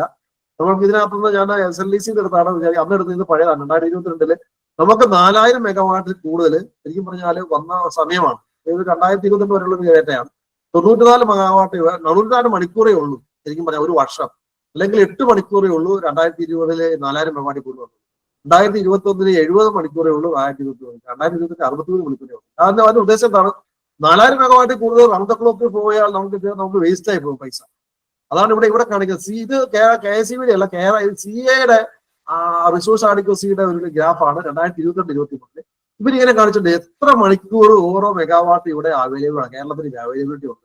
അപ്പൊ ഇവിടെ നോക്കിക്കഴിഞ്ഞാൽ 4400 പ്ലസ് 4000 എന്ന് പറഞ്ഞാൽ 1% പോലും. നമ്മൾ ഈ കാണിച്ചിരിക്കുന്ന ശതമാനം എത്ര മണിക്കൂറുകൾ അല്ലെങ്കിൽ ശതമാനം. ഇവിടെ നോക്കിക്കഴിഞ്ഞാൽ 1715 മണിക്കൂർ 20% സമയത്ത് ഇതിന്റെ ആവശ്യമുള്ളൂ. അതായത് നമ്മൾ നോക്കിക്കഴിഞ്ഞാൽ നമ്മൾക്ക് എത്ര മണിക്കൂർ ഓരോ മെഗാവാട്ടിന്റെ അവൈലബിലിറ്റി ആവശ്യമുണ്ടെന്നുള്ള ഒരു ഗ്രാഫാണിത്. അപ്പൊ അത് നോക്കിക്കഴിഞ്ഞാൽ നമുക്കറിയാം 4000 മെഗാവാട്ടിൽ കൂടുതലൊക്കെ 1% കൂടുതൽ സമയത്ത് ആവശ്യമില്ല. ഒരു വർഷത്തിൽ 1% സമയമുള്ളൂ എന്ന് പറഞ്ഞാൽ നമ്മൾ അത് റൗണ്ട് ദ ക്ലോക്ക് വെച്ച് കഴിഞ്ഞാൽ 99% സമയത്ത് നമുക്കത് ആവശ്യം വരില്ല. അപ്പൊ അങ്ങനെയുള്ള സമയത്ത് നമ്മുടെ ആവശ്യകത മാത്രമേ ഉള്ളൂ. അങ്ങനെ കോസ്റ്റ് കൂടുതലാണെങ്കിൽ പോലും അതായിരിക്കും ലാഭം എന്നുള്ളതാണ് വസ്തുത. അല്ലെങ്കിൽ നമ്മൾ 3 രൂപ വെച്ചിട്ട് 350 ദിവസം കൊടുക്കുമ്പോഴും അത് വലിയൊരു കോസ്റ്റ് എഫക്റ്റീവ് വലിയൊരു എക്സ്പെൻസിലേക്ക് വരികയും അത് കോസ്റ്റ് എഫക്റ്റീവ്നെസ് കുറയുകയും ചെയ്യും. ഒരു എക്സാമ്പിൾ ആണ് ഇത് കാണിച്ചിരിക്കുന്നത്. ഞാൻ അതിന് വേണ്ടിയിട്ട് ഒരു കൂടുതൽ ഞാൻ ആ പറഞ്ഞ കാര്യങ്ങളെ കൂടുതൽ എഫക്റ്റീവ് ആക്കാൻ വേണ്ടി 100 മെഗാവാട്ട് 100 മണിക്കൂർ 100 മണിക്കൂറാണ് വേണമെന്ന് വിചാരിക്കും. അങ്ങനെയാണെങ്കിൽ ലോങ് ടൈമിൽ പോയി കഴിഞ്ഞാൽ അതിന് നമുക്ക് വരുന്ന കോസ്റ്റ് 241 കോടിയാണ്. അതെന്ന് വെച്ചാൽ 4 രൂപ വെച്ചിട്ട് 3 രൂപ ഫിക്സഡ് ചാർജും 1 രൂപ വേരിയബിൾ ചാർജും വെച്ചിട്ട് നമ്മളെ കണക്ക് കൂട്ടിയാൽ 100 മെഗാവാട്ട് 100 മണിക്കൂറിലേക്ക് RTC പവർ നമ്മൾ ലോങ് ടൈം അഗ്രിമെന്റ് വെച്ച് വാങ്ങിച്ചിട്ട് 241 കോടി രൂപ ചെലവാകും. അതേസമയം ഷോർട്ട് ടൈം പർച്ചേസും 100 മെഗാവാട്ട് 100 മണിക്കൂറിന് 20 രൂപ വെച്ച് മേടിച്ചാൽ പോലും 20 കോടി രൂപയാവും. അതാണ് നമ്മൾ അതിന്റെ അതുകൊണ്ട് ഞാൻ പറഞ്ഞ ഇതിനകത്ത് നമ്മള് വില കണ്ടുകൊണ്ട് മാത്രം നമ്മൾ ഇവിടെ കടന്ന ആൾക്കാർ വേണം കൊടുക്കുന്നത് തെറ്റാണ്. അത് എങ്ങനെ മേടിക്കണം, ഏത് റീസണിൽ മേടിക്കണം എന്നുള്ളതാണ് പ്രധാനം. അതുകൊണ്ട് വില കുറഞ്ഞ വൈദ്യുതിയാണ് 4 രൂപയുടെ വൈദ്യുതി വിട്ടിട്ട് 20 രൂപയുടെ വൈദ്യുതി പഠിച്ചു പറയുന്നത് നമ്മൾ അങ്ങനെയൊക്കെ പറഞ്ഞ ഒരു അർത്ഥമില്ല. കാരണം വെച്ചാൽ ഈ 4000 മെഗാവാട്ടിൽ കൂടുതൽ വരുന്നത് നമ്മൾക്ക് 1 മണിക്കൂറോ ആണെങ്കിൽ ആ 100 മണിക്കൂർ മേടിക്കുമ്പോൾ ഇത്ര പൈസ ആവുള്ളൂ. അതിന് പകരം 221 കോടി രൂപ നഷ്ടപ്പെടുത്തേണ്ട ആവശ്യമൊന്നുമില്ല. ഈ ഒരു എക്കണോമിക്സ് മനസ്സിലാക്കാതെ ആൾക്കാർ പറഞ്ഞതിനൊരു അർത്ഥമില്ലെന്നാണ് ഞാൻ പറഞ്ഞത്. അടുത്തതാണ് നമ്മൾ റിസോഴ്സ് മാനേജ്മെന്റ്. നേരത്തെ ഞാൻ പറഞ്ഞത് എങ്ങനെയാണ് റിസോഴ്സ് നമ്മൾ ഈ 2024 ലേറ്റസ്റ്റ് ആണ്, ലാസ്റ്റ് ഫൈനാൻഷ്യൽ ഇയറിലെ ഡേറ്റ ആണിത്. സെൻട്രൽ സ്റ്റേഷൻ 44%, അതായത് ഇതാണ് ഇവിടുത്തെ മില്യൺ യൂണിറ്റുകൾ. മൊത്തം മില്യൺ യൂണിറ്റ് കഴിഞ്ഞോടെ ചെലവായത് 31,620 മില്യൺ യൂണിറ്റ് ആണ് നമ്മൾ 2020 കേരളം ഉപയോഗിച്ചത് ആ ഫൈനാൻഷ്യൽ ഇയറിൽ. ഇവിടെ നമുക്ക് നോക്കി കഴിഞ്ഞാൽ സോളാറും വീണ്ടും എല്ലാം കൂടെ കൂടി കഴിഞ്ഞാൽ 2%. ഞാൻ പറഞ്ഞ പെൻട്രേഷൻ നമ്മൾ ഉദ്ദേശിക്കുന്ന പോലെയൊന്നും ഇല്ല. നമ്മൾ ഇവർ ഈ പറയുന്ന പോലെ ഒന്നും അല്ല. ശരിക്കും പറഞ്ഞാൽ 2% പെൻട്രേഷൻ ഇവിടെ കാണിക്കുന്നുള്ളൂ. അതേഴ്സ് 1%, സോളാറും വീണ്ടും കൂടെ കൂടിയാണ്. കേരള ഹൈഡൽ എന്ന് പറഞ്ഞാൽ 23%, സെൻട്രൽ നമ്മൾ പ്രൈവറ്റ് എന്ന് പറയുന്നത് 34%. ഇതാണ് ശരിക്കും പറഞ്ഞാൽ ഇതിനകത്ത് കഴിഞ്ഞ 25 വർഷത്തെ ഇതൊരു വലിയൊരു ഡേറ്റയാണ്. കഴിഞ്ഞ 25 വർഷത്തെ 2000 തൊട്ട് 2025 വരെയുള്ള 21 വർഷത്തെ നമ്മളുടെ ഇതാണ് ശരിക്കും പറഞ്ഞാൽ ഈ പറഞ്ഞ കറുത്ത ലൈൻ എന്ന് പറയുന്നത് കേരളത്തിന്റെ കൺസംഷൻ ആണ്. 31,620. നമ്മൾ ശരിക്കും പറഞ്ഞാൽ 2000 12,511 മില്യൺ യൂണിറ്റിൽ നിന്ന് 2024-25 31,061 വന്നിട്ടുണ്ട്. നമ്മൾ അവിടെ നോക്കിയാൽ ഇവിടെ പ്രധാന കാര്യം നമ്മൾ കണക്കാക്കേണ്ടത് ഇവിടെ നോക്കുക. ഈ പറയുന്ന ഈ ചുമന്നതാണ് ഇന്റേണൽ ജനറേഷൻ, അതായത് ഹൈഡ്രോ ജനറേഷൻ. ഈ ഹൈഡ്രോ ജനറേഷൻ കാര്യമായ ഒരു വ്യത്യാസം വരുന്നില്ല. കാരണം നമ്മൾ ഈ വർഷത്തെ ഹൈഡ്രോ ജനറേഷൻ 7,432 നമ്മുടെ ഡിസൈൻ എനർജിയുടെ ഏകദേശം അത് തന്നെയാണ്. കഴിഞ്ഞ വർഷം കുറവായിരുന്നു. ആ ഡിസൈനിന്റെ ബാക്കി മുഴുവൻ ഇമ്പോർട്ടാണ്. അപ്പൊ നമ്മുടെ ഇമ്പോർട്ട് വളരെ കൃത്യമായിട്ട് കൂടിക്കൂടി വരും. എപ്പോഴെങ്കിലും ഇമ്പോർട്ട് കുറഞ്ഞ ആ വർഷം നല്ല മഴയുണ്ടെങ്കിൽ, നല്ല മൺസൂൺ ഉണ്ടെങ്കിൽ, നല്ല പ്രൊഡക്ഷൻ ഉണ്ടെങ്കിൽ, അതായത് ഏകദേശം 16 മില്യൺ യൂണിറ്റ് ആണ് നമ്മുടെ റെക്കോർഡ്. ഏകദേശം 9,977 മില്യൺ യൂണിറ്റ് ആണ് നമ്മുടെ റെക്കോർഡ്. ആ ഒരു വർഷമാണ് റെക്കോർഡ്. അതാണ് ഏറ്റവും കുറവ്. അതനുസരിച്ച് കുറച്ച് ഇമ്പോർട്ട് വേണ്ടി വരും. ഇമ്പോർട്ട് ഇങ്ങനെ കൂടിക്കൊണ്ടിരിക്കുകയാണ്, വളരെ അധികം കൂടിക്കൊണ്ടിരിക്കും. അപ്പൊ ഓരോ വർഷം കഴിയുന്നവർ ഇമ്പോർട്ടാണ് കൂടുന്നത്, നമ്മൾ ഇന്ത്യൻ ജനറേഷൻ കൂടുന്നു. അതൊരു വസ്തുതയാണ്. ആ വസ്തുത നമ്മൾ ഇവിടെ നോക്കുക, കഴിഞ്ഞ 25 വർഷം കൊണ്ട് നോക്കിയാൽ കാണാം. അതുപോലെ തന്നെ ഇതാണ് നമ്മുടെ ഇമ്പോർട്ട് 3 ഓരോ വർഷത്തെ ഇമ്പോർട്ട് എക്സ്പോർട്ട്. എപ്പോഴാണ് ഇന്റേണൽ ജനറേഷൻ? ഈ നീല ഇന്റേണൽ ജനറേഷൻ ആണ്, മറ്റേത് ഇമ്പോർട്ടാണ്. ഹൈഡ്രോ ജനറേഷൻ ആണ് ഈ നീല, ചുമല ഇമ്പോർട്ടാണ്. ഇമ്പോർട്ട് എപ്പോൾ കുറയുന്നോ കൂടുന്നോ, അല്ല ഹൈഡ്രോ ജനറേഷൻ എപ്പോൾ കുറയുന്നോ അതനുസരിച്ച് ഇമ്പോർട്ട് കൂടും. ഹൈഡ്രോ ജനറേഷൻ ഇവിടെ ഈ കഴിഞ്ഞ വർഷത്തെക്കാലം ബെറ്റർ ആണ്. ഇത്തവണ ഹൈഡ്രോ ജനറേഷൻ അതനുസരിച്ച് ഇമ്പോർട്ട് കുറഞ്ഞു. 79% കഴിഞ്ഞ വർഷത്തെ ഇമ്പോർട്ട്, ഇത്തവണ 74%. ഇതാണ് ബേസിക് ആയിട്ട് നമ്മുടെ ഹൈഡ്രോ. അത് നമ്മുടെ മെച്ചമല്ല. മഴ നന്നായിട്ട് പെയ്തു കഴിഞ്ഞാൽ കേരളം രക്ഷപ്പെട്ടു, അല്ലെങ്കിൽ KSEB രക്ഷപ്പെട്ടു, ജനങ്ങളും കാണാം. അത് വളരെ എഫക്റ്റീവ് ആണ്. ഒരു യൂണിറ്റിന് 1 രൂപ വെച്ച് ജനറേറ്റ് ചെയ്യാൻ പറ്റുന്നിടത്ത് ഒരു യൂണിറ്റിന് 6 രൂപയ്ക്ക് അല്ലെങ്കിൽ 5 രൂപയ്ക്കോ അല്ലെങ്കിൽ 4 രൂപയ്ക്കോ മേടിക്കേണ്ട സാഹചര്യം, ശരാശരി 4 രൂപയ്ക്ക് മേടിക്കേണ്ട സാഹചര്യം ഉണ്ടാകും. അപ്പൊ അത്രയും വരുന്ന കോസ്റ്റ് എഫക്റ്റീവ്നെസ് ഭയങ്കര വ്യത്യാസം. ഇതാണ് നമ്മളിവിടെ കാണേണ്ട ഒരു, ശരിക്കും പറഞ്ഞാൽ നമ്മുടെ നോക്കിയാൽ ഈ ഗ്രാഫിൽ നോക്കിയാൽ അറിയാം. നമ്മുടെ ആ ഗ്രാഫ് ഒരു ശരാശരി ഗ്രാഫാണ്, നമ്മുടെ കൺസപ്ഷൻ ഗ്രാഫാണ്. നമ്മൾ നോക്കിയാൽ അറിയാം ഈ ഒരു ശരാശരിയിൽ നിന്ന് കഴിഞ്ഞ ഏതാനും കൊല്ലങ്ങളായിട്ട് നമ്മുടെ കൺസപ്ഷൻ നമ്മുടെ ആ ഒരു ലൈനിന്റെ മുകളിലേക്ക് പ്രൊജക്ട് ചെയ്യുന്നുണ്ട്. എന്ന് പറഞ്ഞു കഴിഞ്ഞാൽ റേറ്റ് ഓഫ് കൺസപ്ഷൻ കൂടുന്നുണ്ട്. നമ്മുടെ കൺസപ്ഷൻ ആനുവൽ ഇത് കൂടുന്നുള്ളൂ എന്നുള്ളതിന്റെ എക്സാമ്പിൾ ആണിത്. നമ്മുടെ ആ ലൈൻ ഏകദേശം ആ ലൈനിൽ കൂടിയാണ് പോയിക്കൊണ്ടിരുന്നത്. പക്ഷെ കഴിഞ്ഞ ഏതാണ്ട് 2 കൊല്ലമായിട്ട് നമ്മുടെ കൺസപ്ഷന്റെ റേറ്റ് കൂടിക്കൊണ്ടിരിക്കുകയാണ്. ഇത് ഈ ഇമ്പോർട്ടാണ്. ഇമ്പോർട്ടും ശരിക്കും പറഞ്ഞാൽ അതിനനുസരിച്ച് ആ കൺസപ്ഷൻ കൂടുതൽ ഇമ്പോർട്ട് കൂടിക്കൊണ്ടിരിക്കുക, ആ ലൈനിൽ നിന്നെല്ലാം ഓടിക്കൊണ്ടിരിക്കുക. അപ്പൊ അതും നമ്മൾക്ക് മനസ്സിലാക്കേണ്ടതാണ്. നമ്മൾ ജനറേഷൻ ഇന്റേണൽ ഹൈഡ്രോ ജനറേഷൻ നേരത്തെ കാണിച്ച പോലെ തന്നെ നമ്മളുടെ സോളാർ, നമ്മുടെ ഇതിന്റെ ഹൈഡ്രോയുടെ ഇതും വ്യത്യാസപ്പെട്ടുകൊണ്ടിരിക്കുന്നു. ഇതൊരു വളരെ ഇമ്പോർട്ടന്റ് ആയിട്ടുള്ള കാര്യമാണ്. അത് മാക്സിമം ഡിമാൻഡ് അനുസരിച്ച് വേണം നമ്മുടെ കപ്പാസിറ്റി തീരുമാനിക്കാനായിട്ട്. ഏറ്റവും റെക്കോർഡിക്കലി കഴിഞ്ഞ 25 വർഷത്തെ മാക്സിമം ഡിമാൻഡ് ആണ് 5,797 ആണ് ഇവിടുത്തെ റെക്കോർഡ്. കഴിഞ്ഞ ഈ ലൈനിൽ നിന്ന് കണ്ടമാനമായിട്ട് ഓവർഷൂട്ട് ചെയ്യുന്നുണ്ട് മാക്സിമം ഡിമാൻഡ്. അപ്പൊ നമ്മൾക്കറിയാം ഇപ്പം കണ്ടമാനം മുന്നോട്ടൊരു ഒരു മാക്സിമം ഡിമാൻഡ് സിസ്റ്റം കൂടുതൽ ഡെവലപ്പ് ചെയ്യേണ്ട ഒരു സാഹചര്യം ഇവിടെ ഉണ്ട്. അതനുസരിച്ച് ഡെവലപ്പ് ചെയ്തില്ലെങ്കിൽ കാര്യങ്ങൾ മോശത്തിലേക്ക് പോകും. കഴിഞ്ഞ 25 വർഷത്തെ ഡേറ്റ ആണ്. 25 വർഷം വളരെ കൃത്യമായിട്ട് നമുക്ക് മനസ്സിലാക്കിയാൽ തന്നെ വേണം. കാരണം മാക്സിമം ഡിമാൻഡ് എപ്പോഴും മാക്സിമം ഡിമാൻഡും മിനിമം ഡിമാൻഡും ഒരു 1500-ലധികം ഈ മുകളിലത്തെ സംഖ്യ മാക്സിമം ഡിമാൻഡ്. അതായത് April, May, June, July, August, September നമ്മൾ നോക്കിയാൽ അറിയാം ഏറ്റവും അധികം ഡിമാൻഡ് ഉള്ള വർഷങ്ങൾ ഏതാണ്? ഏപ്രിൽ, മെയ്, പിന്നെ ഇപ്പുറത്ത് ഇതിന് മുകളിലുള്ളത് ഏതാണ്? ഫെബ്രുവരി, മാർച്ച്, ഏപ്രിൽ, മെയ്. പിന്നെ ബാക്കിയുള്ളതൊക്കെ ശരിക്കും ശരാശരിയാണ് വരുന്നത്. ഇതാണ്. അപ്പൊ നമ്മൾക്ക് ഈ മാക്സിമം ഡിമാൻഡ് ഉള്ള ഒരു 4 മാസമാണ് ശരിക്കും മാനേജ് ചെയ്യേണ്ട ആവശ്യമുള്ളൂ. ആ മാക്സിമം ഡിമാൻഡ് വരുന്ന വർഷം ആ 4 മാസത്തെ കൂടുതൽ പർച്ചേസ്, കൂടുതൽ ഇതൊക്കെ വേണ്ടി വരും. അപ്പൊ ചിലപ്പോൾ ഈ റൗണ്ട് ദ ക്ലോക്ക് മേടിച്ച് വെച്ച് കഴിഞ്ഞാൽ വെറുതെ വേസ്റ്റ് ആയി പോകും. അതൊക്കെ നമ്മൾ മനസ്സിലാക്കി അതൊക്കെ ആ ഒരു ഫോർകാസ്റ്റ് ഒക്കെ നോക്കിയിട്ട് വേണം നമ്മൾ ഈ പവർ മാനേജ്മെന്റ് ചെയ്യാൻ, റിസോഴ്സ് മാനേജ്മെന്റ്. അപ്പൊ റിയൽ ടൈം മാനേജ്മെന്റിലേക്ക് വരുമ്പോൾ നേരത്തെ കാണിച്ചു ആ ഒരു സിസ്റ്റത്തിലേക്ക് കൂടിയാണ് പോകുന്നത്. നിങ്ങൾക്ക് ഒരു കാണാനായിട്ട് ഒരു എക്സാമ്പിൾ ആണ് ഇത്. നിങ്ങൾ എങ്ങനെയാണ് SLDC വരുന്നത് അതിന്റെ ഒരു എക്സാമ്പിൾ ആണ്. SLDC ഇതാണ് ശരിക്കും പറഞ്ഞാൽ. ഞാൻ ഇതിന്റെ സമയത്ത് ഒരു സ്ക്രീൻഷോട്ട് ആണിത്. നമ്മൾ നോക്കിയാൽ കാണാം അതിനകത്ത് നമ്മുടെ KPTC ഇവിടെ ഉള്ള ഇതിനകത്ത് നോക്കി കഴിഞ്ഞാൽ ഡിഫറെന്റ് ഇടുക്കിയിലെ ഫ്രീക്വൻസി, മലക്കത്തറയിലെ ഫ്രീക്വൻസി, പല ഏരിയയിലെ ഏത് സ്ഥലത്തെ ഫ്രീക്വൻസികൾ കാണാം.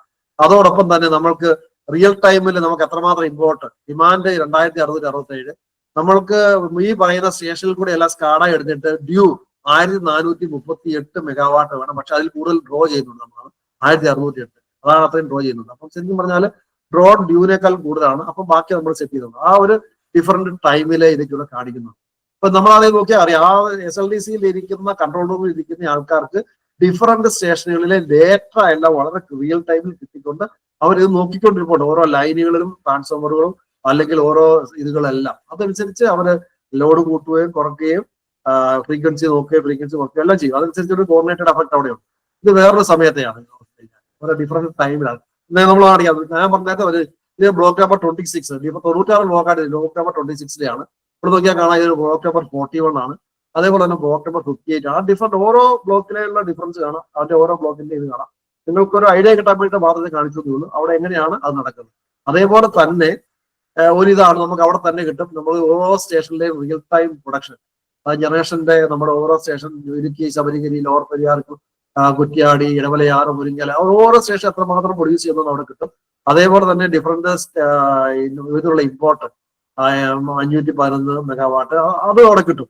അപ്പൊ അതുപോലെ ഡിഫറെന്റ് ലൈനുകളിലേക്ക് നോക്കി കഴിഞ്ഞാൽ ലൈനിലെ ആംബിയറുകൾ, ഈ ഓരോ ലൈനുകളിലെ ആംബിയർ, അതിന്റെ power, reactive power, active power എല്ലാം അവിടെ നോക്കി കഴിഞ്ഞാൽ കിട്ടും. ഇങ്ങനെയാണ് ശരിക്കും സ്കാഡായുടെ ഒരു സ്ക്രീൻ കൺട്രോൾ റൂമിൽ നിന്നുകൊണ്ട് അവർ ഇതിനെ മാനേജ് ചെയ്യുന്നത്. ഇത്രയും കാര്യങ്ങളാണ് എനിക്ക് ഇതിനകത്ത് പറയാനുള്ളത്. ഓക്കെ, താങ്ക് യു സാറേ. എല്ലാവരും ക്ഷമയോടെ സാറിന്റെ ആ സ്പീച്ച് കേട്ടിരുന്നു. വളരെ ഇൻഫർമേഷൻസ്. കാരണം ഈ നമ്മൾ കേരളത്തിൽ ജീവിക്കുന്നെങ്കിലും കേരളത്തിൽ നിന്ന് നമുക്ക് തന്നെ KICB നമുക്ക് സപ്ലൈ തരുന്നുവെങ്കിലും ഇതിന്റെ പിന്നിൽ എത്ര ജനറേറ്റിംഗ് സ്റ്റേഷൻ ഉണ്ടെന്നോ അല്ലെങ്കിൽ അതിന്റെ കാര്യങ്ങളൊക്കെ ഏതാണ്ടൊക്കെ അറിയാമെന്നല്ലാതെ അതിന്റെ അടിസ്ഥാനത്തിൽ നിന്ന് തന്നെ നമ്മൾ പഠിച്ചു വരിക എന്ന് പറഞ്ഞാൽ നമുക്കൊരു തറോ നോളജ് കിട്ടുന്ന ഒരു കേസാണ്. ഇതില് ഞാൻ ഇതിൻ്റെ അകത്ത് കാണുന്ന ഒരു പ്ലസ് പോയിന്റ് എന്ന് പറഞ്ഞാൽ സാർ ഇത്രയും ബേസിക് ആയിട്ട് ഈ ക്ലാസ് എടുത്തതിൽ എനിക്ക് കിട്ടുന്നൊരു ഒരു എന്താ പറയുക ഒരു തോന്നലെന്ന് പറഞ്ഞാല് ഈ റെഗുലേറ്ററി കമ്മീഷനിൽ വരുന്ന ഹിയറിങ്ങിനൊക്കെ ഈ KICB വരുന്ന എഞ്ചിനീയേഴ്സ് ഇതുപോലെ ഓരോന്നൊക്കെ ഓരോ ഗ്രാഫും അത് ഇതൊക്കെ കാണിച്ച് നമുക്കൊന്നും മനസ്സിലാകത്തുമില്ല, അവരത് വിശദീകരിക്കുകയും ചെയ്യും. അപ്പോൾ ഇത് സാർ ഈ ബേസിക് ആയിട്ട് ഈ കാര്യങ്ങളൊക്കെ പറഞ്ഞപ്പോൾ ഒരുപാട് ഐഡിയ അവര് എക്സ്പ്ലെയിൻ ചെയ്യുന്നതിലൊക്കെ കൊണ്ടുവരാൻ നമുക്ക് മനസ്സിലാക്കാനായിട്ട് സാധിക്കുമെന്ന് എനിക്ക് തോന്നുന്നു. കാരണം ഈ വരുന്ന ഹിയറിങ്ങുകളിലൊക്കെ നമുക്ക് വലിയ റോളുണ്ട്. കൺസ്യൂമേഴ്സും പ്രൊസ്യൂമേഴ്സും ആയ സാഹചര്യത്തിൽ നമുക്ക് ഒരുപാട് റോളുണ്ട്. അപ്പൊ അതില് നമ്മൾ ഇതിനകത്ത് ഇൻവോൾവ് ചെയ്യാൻ വേണ്ടി ഇതുപോലെ കുറച്ച് ബേസിക് ഐഡിയ ഒക്കെ നമുക്ക് കിട്ടുന്ന എപ്പോഴും നല്ലത് തന്നെയാണ്. സാറിപ്പോൾ ഈ ജനറേറ്റീവ് സ്റ്റേഷനിലേക്ക് ട്രാൻസ്മിഷൻ ഈ ഗ്രിഡിനെ പറ്റിയൊക്കെ നമുക്കിത് പറഞ്ഞു വന്നു എങ്കിലും സാറിന് ഇതുപോലെ ഒരുപാട് കാര്യങ്ങൾ നമുക്കിനി പറഞ്ഞു തരാൻ പറ്റും. കാരണം ഈ ട്രൂയിങ് അപ്പ് എന്ന് പറഞ്ഞാൽ ശരിക്കും ഒന്നും നമുക്ക് ഒരു ഐഡിയ ഇല്ലാത്തൊരു സാധനമാണ്. നമ്മുടെ APPC നമ്മുടെ സോളാറിന്റെ വില തന്നെ തീരുമാനിക്കുന്നത് ആ ട്രൂയിങ് അപ്പിന്റെ ഹിയറിങ്ങിലൂടെ. അതൊന്നും നമുക്ക് മനസ്സിലാകുന്ന കാര്യങ്ങളുമല്ല.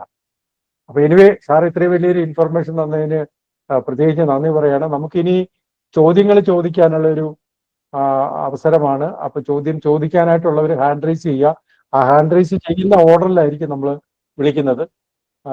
സാറേ, ഇതിലെ തുടക്കമായിട്ട് എനിക്കൊരു സംശയം, അത് ചിലപ്പോൾ ഒരു വിഡ്ഢി ചോദ്യമാണോ എന്ന് എനിക്കറിയത്തില്ല. ഞാൻ ശ്രദ്ധിച്ചിരുന്നു, അങ്ങനെ എനിക്കത് മനസ്സിലാകാത്തോണ്ട് ചോദിക്കുകയാണ്. സാറ് സ്റ്റാർട്ടിങ്ങിൽ ഈ കല്ലട പറഞ്ഞത്, കല്ലട എന്ന് പറയുമ്പം എന്റെ ജില്ലയിൽ വരുന്നത് കൊല്ലം വരുന്നതെന്നാണ് എന്റെ വിശ്വാസം. ആ കല്ലട തന്നെയാണോ? കല്ലട അങ്ങനെ ഒരു ഡാം ഉണ്ടോ?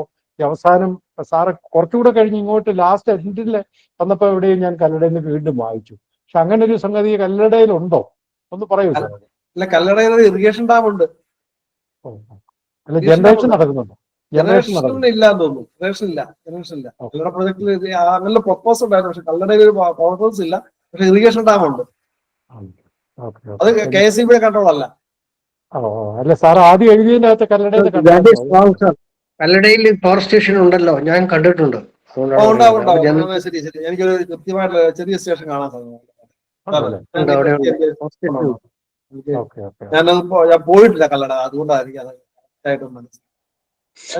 അത് കല്ലടയാണെങ്കിൽ തെന്മലയാണെന്ന് തോന്നുന്നു ഡാമുള്ളത്. തെന്മലയാണ്. ഓക്കെ, തെന്മലയുണ്ട്. അതുകൊണ്ടാണ് എനിക്ക് കൺഫ്യൂസ് ആവുന്നത്. കല്ലടയാറിന്റെ സ്റ്റാർട്ടിങ് അവിടുന്നാ. അപ്പൊ അവിടുന്നാണ് അതിന്റെ കപ്പാസിറ്റി എത്രയാണെന്ന് അറിയാമോ? അത് ചെറുതാണ്. ഞാനത് കൃത്യമായിട്ട് ഓർക്കുന്നില്ല. കാരണം ഞാൻ ആ ലിസ്റ്റിനകത്ത് കാണുമായിരിക്കും തെന്മലല്ല. ഞാൻ ശരിക്കും മനസ്സിൽ കാണാം, അല്ലെ ഞാൻ പറയാം. ഞാനത് അറിയാം. അത് മൂഴിയാർ സർക്കിളിന്റെ കീഴിലാണ്. മൂഴിയാർ സർക്കിളിന്റെ കീഴിലാണ്, എനിക്കറിയാം. അപ്പോൾ നമുക്ക് ആദ്യം ചോദിക്കാനായിട്ട് വത്സരാജ് സാറിനെ വിളിക്കുന്നു. കേൾക്കാമല്ലോ സാറേ? കേൾക്കാം. ഞാൻ സാറിന്റെ ക്ലാസ് വളരെ ഇൻഫോർമേറ്റീവ് ആയിരുന്നു. ബേസിക് ഇൻഫർമേഷൻസ് കുറെ അധികം കിട്ടി. ഇത്രയൊന്നും സാധാരണ രീതിയിൽ നമുക്കൊന്നും അറിയത്തില്ലാത്ത പല കാര്യങ്ങളും കിട്ടി. Thank you so much. എന്റെ ഒരു സംശയം എന്ന് വെച്ചാൽ, കഴിഞ്ഞൊരു ഇതിൽ നിന്ന് ഒരു കാര്യം മനസ്സിലായി. 30 years 3 decades ഒരു മേജർ പ്രോജക്ട്സ് നമ്മുടെ ഇറിഗേഷനിൽ ഇല്ല, ഹൈഡ്രോ ഇലക്ട്രിക് പ്രോജക്ട്സ് ഇല്ല. ഇപ്പൊ നമുക്ക് ഒരു പറയാൻ പറ്റിയ ഒരു ഇതും ഇല്ല നമ്മുടെ എക്സ്പോർട്ട് ചെയ്യാൻ പറ്റുന്നത്. ഇമ്പോർട്ട് അങ്ങനെ പോയിക്കൊണ്ടിരിക്കുന്നു, എക്സ്പോർട്ട് ഇല്ല താനും. കഴിഞ്ഞ 30 വർഷത്തെ നോക്കിക്കഴിഞ്ഞാൽ മേജർ പ്രോജക്ട്സ്. അതിന്റെ കാരണങ്ങൾ എന്താണ്? ടെക്നിക്കൽ റീസൺസ് ആണോ അതേ പൊളിറ്റിക്കൽ റീസൺസ് ആണോ? ഇല്ല, ടെക്നിക്കൽ റീസൺസ് ഒന്നും അല്ല ഇതിന് കാരണം. അതായത് നമുക്കറിയാമല്ലോ, ഇവിടെ നമ്മൾക്ക് ഇടുക്കിക്ക് ശേഷം സൈലന്റ് വാലി ആയിരുന്നു ഉദ്ദേശിച്ചത്. സൈലന്റ് വാലി പ്രൊജക്ട് നമ്മൾക്കൊരു ഒരു ഞാൻ പറയാം എൻവറോൺമെന്റൽ ടെററിസം കൂടി ഉണ്ട് എന്ന് പറയാതിരിക്കാൻ പറ്റില്ല. ഇപ്പൊ പറയണമെന്നില്ല. ബേസിക്കലി അതിനകത്തൊരു നമുക്ക്, എന്റെ അഭിപ്രായത്തിൽ എല്ലാ രാജ്യത്തും നമുക്കൊരു ഗവൺമെന്റിന്റെ പരിസ്ഥിതിയുടെ ക്ലിയറൻസ് കിട്ടിയാൽ അത് വേണമെങ്കിൽ അതിനുള്ള തെളിവെടുപ്പും എല്ലാം നടത്തി വേണ്ടുന്ന കോമ്പൻസേഷനും ഒക്കെ കൊടുത്തുകൊണ്ട് ഇവിടെ ഒരു പ്രൊജക്ട് നടത്താൻ പറ്റണം. ഗവൺമെന്റിന്റെ ഒരു സിസ്റ്റത്തില് പരിസ്ഥിതി ക്ലിയറൻസ് കിട്ടിക്കഴിഞ്ഞാൽ പിന്നെ അത് നടത്താതിരിക്കുന്നത് ശരിയല്ല. അതേ ഞാൻ പറയുള്ളൂ. അത് പ്രൊജക്ട് മോശമാണെങ്കിൽ വേണ്ട. ഇപ്പൊ പണ്ടത്തെ 30 വർഷം മുമ്പുണ്ടായിരുന്ന ഒരു പ്രൊജക്ട് ഇപ്പൊ നടക്കണം പറയില്ല. പക്ഷെ അങ്ങനെ ആ സൈലന്റ് വാലി പ്രൊജക്ട് കഴിഞ്ഞ ശേഷം പുയംകുട്ടി പ്രൊജക്ട് വന്നു. അത് രണ്ടും നടന്നില്ല. അന്ന് നടന്നില്ല. അതിനുശേഷം നടന്നാന്ന് വെച്ചാൽ ഇവിടെ പിന്നെ ആ സമയത്ത് പിന്നെ വണ്ടമാനം പവർ കട്ടൊക്കെ വന്നൊരു സമയം ഉണ്ടായിരുന്നു. അന്നേരം പിന്നെ നമ്മൾ തെർമൽ വഴി എന്ന് പറഞ്ഞ് വെള്ളം ഉണ്ടാക്കി. അന്ന് ഞാൻ നെയ്വേലി 90കളിൽ 86കളിലൊക്കെ ഞാൻ നെയ്വേലി ലിഗ്നൈറ്റ് കോർപ്പറേഷൻ ഒക്കെ ഞാൻ ഇപ്പോൾ ഓർക്കുന്നുണ്ട്. അന്ന് ഞാൻ നെയ്വേലി ലിഗ്നൈറ്റ് കോർപ്പറേഷൻ വർക്ക് ചെയ്യുമ്പോൾ KSEB ടീം വന്നിട്ട് തെർമൽ സ്റ്റേഷൻ പഠിത്താനായിട്ട് അവിടെ പഠിക്കാൻ വന്നിട്ടുണ്ട്. പക്ഷെ ഇവിടെ തെർമൽ സ്റ്റേഷൻ ഉണ്ട്. ഇത് KSEB ടീം പഠിക്കേണ്ട ഒരു ആവശ്യമില്ല. ശരി, NTPC ഏൽപ്പിച്ചാൽ മതി, സ്ഥലം ഏൽപ്പിച്ചു. ഇപ്പോഴും ന്യൂക്ലിയർ പവർ സ്റ്റേഷൻ ആണെങ്കിൽ NPCL ഏൽപ്പിച്ചു കഴിഞ്ഞാൽ അവരോട് നടത്തിക്കോളൂ. അവർക്ക് സ്ഥലം ഏൽപ്പിച്ചാൽ മതി. അവരോട് ഏൽപ്പിച്ച് അവർ തെർമൽക്കാരുടെ ഇവിടെ ശരിക്കും പറഞ്ഞാൽ ഇവിടെ തെർമൽ സ്റ്റേഷൻ കോൾ സ്റ്റേഷൻ തുടങ്ങാനായിട്ട് സമ്മതിച്ചില്ല. അപ്പൊ കോൾ സ്റ്റേഷൻ തുടങ്ങാതെ അവസാനം നാഫ്സായിൽ കൊണ്ടേ വെച്ചു. നാഫ്സാലിന്റെ അവസാനം ഉപയോഗശൂന്യമായിട്ട് പോകാൻ ഒന്നും നടന്നില്ല. ഇപ്പോഴും ഒരു 2000 മെഗാവാട്ടിന്റെ സ്റ്റേഷൻ അവിടെ ഉണ്ട്. പിന്നെ കാസർഗോഡ് തുടങ്ങാൻ നോക്കി, ന്യൂക്ലിയർ സ്റ്റേഷൻ തുടങ്ങാൻ നോക്കി, ഇതൊന്നും നടന്നില്ല ഇവിടെ. ബേസിക്കലി കേരളത്തിലെ പൊതുജനത്തിന് അർഹതപ്പെട്ടതാണ് കിട്ടിക്കൊണ്ടിരിക്കുന്നത്. അതിന് പറ്റുന്ന നേതാക്കന്മാരും രാഷ്ട്രീയക്കാരും ഒക്കെയാണ് ഇവിടെ ഉള്ളത്. അല്ലെങ്കിൽ എന്താ പറയുന്നത്, നമ്മളിപ്പം അതിനുശേഷമാണ് ഇവര് മുഴുവൻ നമ്മൾ KSEB ഒരു സ്മോൾ ഹൈഡ്രോ മതി എന്നുള്ള ഒരു ഇതിലേക്ക് മാറി. ഇപ്പൊ സ്മോൾ ഹൈഡ്രോ ചൊറിഞ്ഞുകൊണ്ടിരിപ്പുണ്ട്. അതുകൊണ്ട് ഒരു പ്രയോജനം ബേസിക്കലി കാര്യമായ ഒരു പ്രയോജനം ഉണ്ടായിട്ടില്ല. അപ്പൊ അതിനുശേഷം നമ്മൾക്ക് അതിനുശേഷമാണ് 2003 ശേഷമാണ് IPP ഇൻഡിപെൻഡന്റ് പ്രൊഡ്യൂസർ എന്ന് പറഞ്ഞു തുടങ്ങുന്നത്. നമ്മളുടെ തൊട്ടപ്പുറത്ത് ഉടുപ്പിയില് കൊണ്ടുപോയി അവര് 10,000 മെഗാവാട്ട് 5,000 മെഗാവാട്ട് വെച്ചിട്ട് ഞാനിവിടെ മുമ്പ് പറഞ്ഞിട്ടുള്ളതാണ്. 500 മെഗാവാട്ടിന്റെ ഒരു ഷെയറും നമ്മൾക്ക് ഒരു 400 kb കാസർഗോഡും കൂടി വെച്ച് തരാന്ന് പറഞ്ഞപ്പോൾ നമ്മൾ പ്രൈവറ്റുകാരന്റെ വേണ്ടെന്ന് പറഞ്ഞ് നമ്മൾ വേണ്ടെന്ന് പറഞ്ഞു. നമ്മളെ ഗവൺമെന്റ് ഇന്നത്തെ ഗവൺമെന്റ് ആണെന്ന് നിങ്ങൾ തീരുമാനിച്ചതാ മതി. ഞാനിത് എന്നിട്ട് ഞാനിത് മനസ്സിലാക്കിയത് എന്നോട് ആരും പറഞ്ഞല്ല. ഞാനൊരു സ്റ്റേറ്റ് ഗവൺമെന്റ് ഒരു സിയുടെ മീറ്റിംഗിൽ ചെന്നപ്പോൾ ഞങ്ങൾ അതിനോട് ആവശ്യപ്പെട്ടപ്പം അവരിങ്ങോട്ട് നിങ്ങളുടെ ഗവൺമെന്റ് ഞങ്ങൾക്ക് അവിടുന്ന് വേണ്ട, ഞങ്ങൾക്ക് പ്രൈവറ്റിന്റെ വേണ്ടെന്ന് പറഞ്ഞു. ഇങ്ങനെ അവര് തന്നെ CA തന്നെ പറഞ്ഞ് എന്നെ കളിയാക്കിയതാണ്, സിയുടെ ഡയറക്ടർ തന്നെ. ഞാൻ പറയാൻ കാരണം എന്ന് വെച്ച് കഴിഞ്ഞാൽ നമ്മുടെ ആറ്റിറ്റ്യൂഡ് ആയിരിക്കുന്നു. അതേസമയം തമിഴ്നാടിന്റെ കർണാടകയുടെ എന്തിയേരം IPP ഉണ്ട്, അവരുടെ തീരത്ത് വെക്കേണ്ട IPPകളെല്ലാം വെച്ചിട്ടുണ്ട്. തമിഴ്നാടിന്റെ തീരത്ത് എത്ര IPP വെച്ചിട്ടുണ്ട്. അപ്പൊ അവരൊക്കെ പ്രൊഡ്യൂസ് ചെയ്യുന്നുണ്ട്.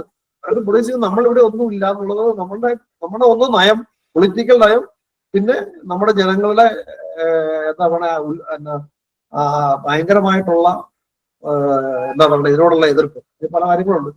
സാറേ, നമ്മുടെ KCB ലിമിറ്റഡ് ആയതുമായിട്ട് ഇതുമായിട്ട് എന്തെങ്കിലും റിലേഷൻഷിപ്പ് ഉണ്ടോ? അതായത് 2003 ആക്ട് വന്നപ്പം ഇത് ലിമിറ്റഡ് ആയെന്ന് പറഞ്ഞാൽ കമ്പനി ആക്കാൻ ഉദ്ദേശം എന്തുവാണ്? ഇത് ലൈസൻസ് KCB അല്ല ഇവിടുത്തെ പ്രധാന ഗവൺമെന്റ് ആണ്. ഗവൺമെന്റ് തീരുമാനിച്ച 4 കമ്പനി ഉണ്ടാക്കി അവർക്ക് വേറൊരു പവർ സ്റ്റേഷൻ കൊടുക്കണം. തമിഴ്നാട്ടിന്റെ ഏത് പവർ സ്റ്റേഷൻ, ഫോർ എക്സാമ്പിൾ തമിഴ്നാടിന്റെ എല്ലാ പവർ സ്റ്റേഷൻ ഇൻഡിപെൻഡന്റ് ആയിട്ട് വർക്ക് ചെയ്യുന്നത്. തൂത്തുക്കുടി പവർ സ്റ്റേഷൻ അവിടെ ഇൻഡിപെൻഡന്റ് ആയിട്ട് വർക്ക് ചെയ്യുന്നത്. അതുപോലെ ഇഷ്ടംപോലെ സ്റ്റേഷൻസ് ഉണ്ട്, ഓരോന്നും ഇൻഡിപെൻഡന്റ് ആയിട്ട് വർക്ക് ചെയ്യുന്നുണ്ട്. കർണാടകയുടെ പല സ്റ്റേഷൻ ഇൻഡിപെൻഡന്റ് ആയിട്ട് വർക്ക് ചെയ്യുന്നു. അവർക്ക് തെർമൽ സ്റ്റേഷൻ ഉണ്ട്, ഹൈഡ്രോ സ്റ്റേഷൻ ഉണ്ട്, എല്ലാം ഉണ്ട്. അവിടെ ന്യൂക്ലിയർ ഉണ്ട്, തമിഴ്നാട്ടിൽ ന്യൂക്ലിയർ ഉണ്ട്, ഹൈഡ്രോ ഉണ്ട്, തെർമൽ ഉണ്ട്, NTPC ഉണ്ട്, NTPC അല്ല NLCD ഉണ്ട്, മാപ്സ് ഉണ്ട്, എല്ലാം ഉണ്ട്. നമ്മൾക്ക് ഇവിടെ ഒരു സ്റ്റേഷനും ഇല്ല. ആ പട NTPCയുടെ കായംകുളം ഉണ്ട്, അതിപ്പോ ഒരു വിവരമില്ല. അത്രയും സാധനം അവിടെ സ്ഥലം വേസ്റ്റിലാക്കി. ഇപ്പൊ അവിടെ ആ സ്ഥലത്ത് നമ്മളിപ്പോ ആ പടം കിട്ടുന്ന വെച്ചാൽ ഇപ്പൊ സോളാർ വെച്ചിരിക്കും. അറിയപ്പം ആ സ്ഥലം മുഴുവൻ സോളാർ വെച്ചിരിക്കും. അതെങ്കിലും ഉണ്ട് ഇപ്പൊ സോളാർ വെച്ചോ. Thank you sir. Okay, thank you സാറേ. സാറേ, ഇതിലെ കുറച്ച് പേര് ലേറ്റ് ആയിട്ട് വന്ന് ജോയിൻ ചെയ്തവരുണ്ട്. ദയവ് ചെയ്ത് നിങ്ങൾ ഇതിന്റെ വീഡിയോ ഫുള്ള് കാണണം. സാറ് ചില്ലറ കാര്യമൊന്നും അല്ല പറഞ്ഞത്, വളരെ ബേസിക് ആയിട്ട് കേരളത്തിൽ അതിന്റെ തുടക്കം മുതലാണ് പറഞ്ഞത്. ദയവ് ചെയ്ത് നിങ്ങൾ ഇതിന് 2-3 ദിവസം കഴിയുമ്പോൾ അതിന്റെ വീഡിയോ ഇടും, അന്നേരം അത് കാണണം. അടുത്ത മിസ്റ്റർ ബിപിൻ രാജ് സംസാരിക്കും. ജോർജ് സാർ, വളരെ ഇൻഫോർമേറ്റീവ് ആയിരുന്നു. ശരിക്കും പറഞ്ഞ ഒരു കേരളത്തിന്റെ ഇലക്ട്രിസിറ്റിയുടെ ഒരു ഹിസ്റ്ററി തന്നെയായിരുന്നു സാർ പറഞ്ഞത്, പല സ്ലൈഡിലുള്ള ഇൻഫർമേഷൻ. എനിക്ക് ആദ്യത്തെ ആ സ്ലൈഡിൽ ഒന്ന് കാണിച്ചത് സാറ് 2000 മില്യൺ യൂണിറ്റ് അതിന്റെ പ്ലാന്റിന്റെ കപ്പാസിറ്റിയും ഡിസൈൻ എനർജി കപ്പാസിറ്റി 7000 മില്യൺ യൂണിറ്റും അപ്രോക്സിമേറ്റ്ലി ആ റേഞ്ചിലാണുള്ളത്.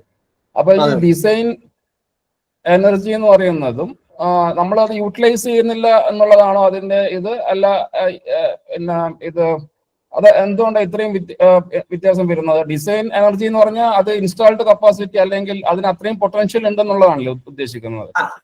അല്ലല്ലേ, അത് നിങ്ങൾ കൺഫ്യൂസ് ചെയ്യപ്പെടും. ഞാൻ 1 മെഗാവാട്ട് ആണ്, കപ്പാസിറ്റിയാണ്. മെഗാവാട്ട് എന്ന് പറയുന്നത് നമുക്ക് 1 മെഗാവാട്ട് ഇലക്ട്രിസിറ്റി 1 മണിക്കൂർ ഓടിച്ചു കഴിഞ്ഞാൽ നമുക്ക് 1000 യൂണിറ്റ് ഉണ്ടാവും. ഒരു ദിവസം ഓടിച്ചു കഴിഞ്ഞാൽ 24,000 യൂണിറ്റ് ഉണ്ടാവും 1 മെഗാവാട്ട്. അപ്പം ആ megawatt capacity round the clock ഉപയോഗിച്ച് കഴിഞ്ഞാൽ ഇതെല്ലാം ഉണ്ടാകുന്നത്, ഇതിനേക്കാളും കൂടുതൽ ഉണ്ടാകും. നമ്മൾ 2000 മെഗാവാട്ട് 24 മണിക്കൂർ 360 ദിവസം ഓപ്പറേറ്റ് ചെയ്ത് കഴിഞ്ഞാൽ ഇതിന്റെ 3 ഇരട്ടി ഡിസൈൻ എനർജിയുടെ 3 ഇരട്ടി എനർജി ഉണ്ടാക്കാൻ പറ്റും. ഒന്ന് ഡിസൈൻ എനർജിയാണ്.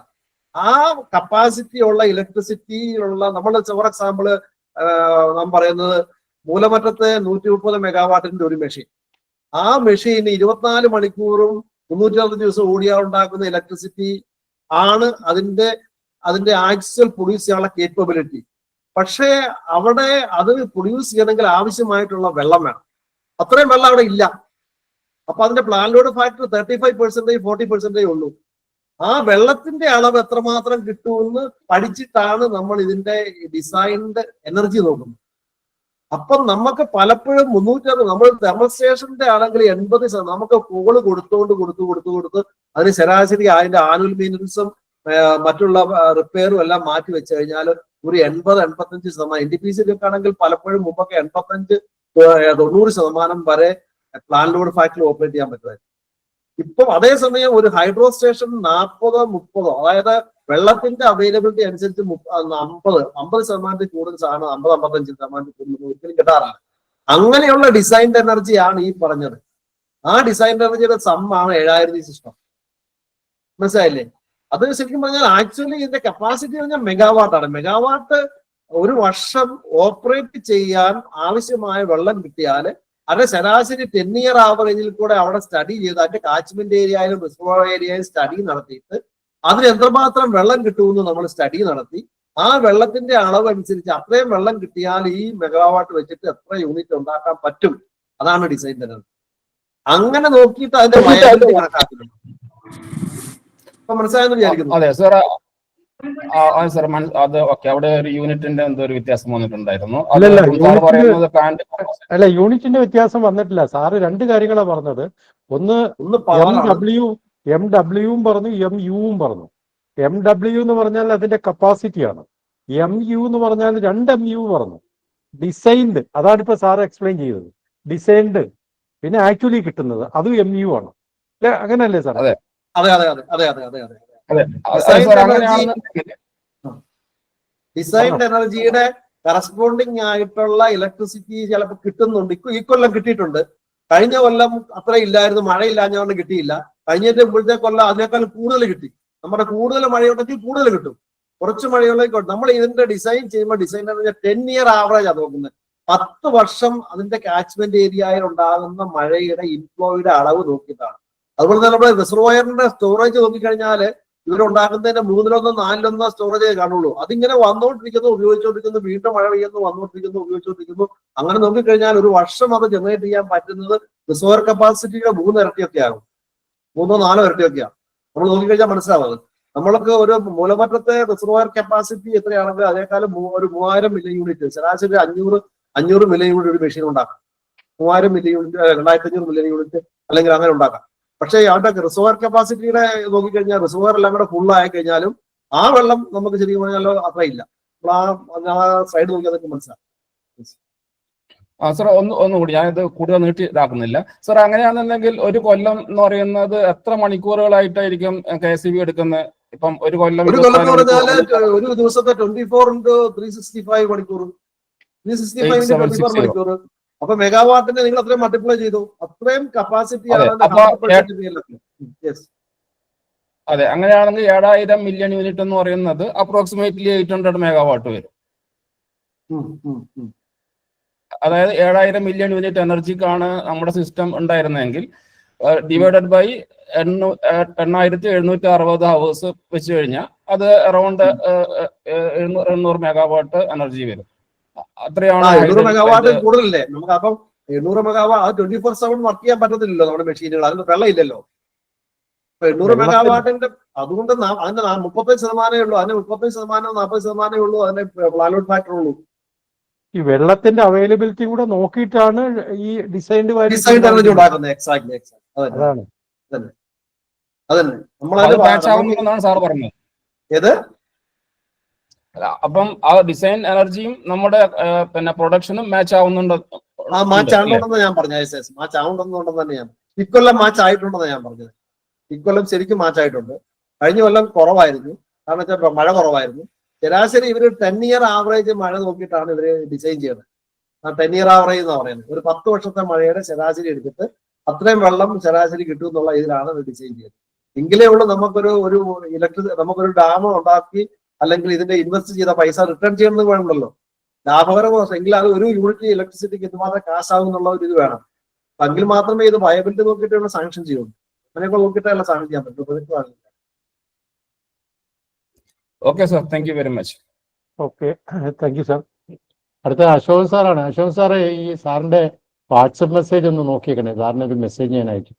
അപ്പൊ സാറ് സംസാരിക്കും. നോക്കാം സാർ. ശരി. ജോർജ് സാറ് നമസ്കാരം. നമസ്കാരം. ഞാൻ സാറ് പറഞ്ഞതിൽ എനിക്ക് ആ തുടക്കത്തിൽ തന്നെ കണ്ണൻദേവൻ ഹിൽസിൽ ഒരു പ്രോജക്റ്റ് അവർ ആരംഭിച്ചു എന്ന് പറയുന്നത് 1910.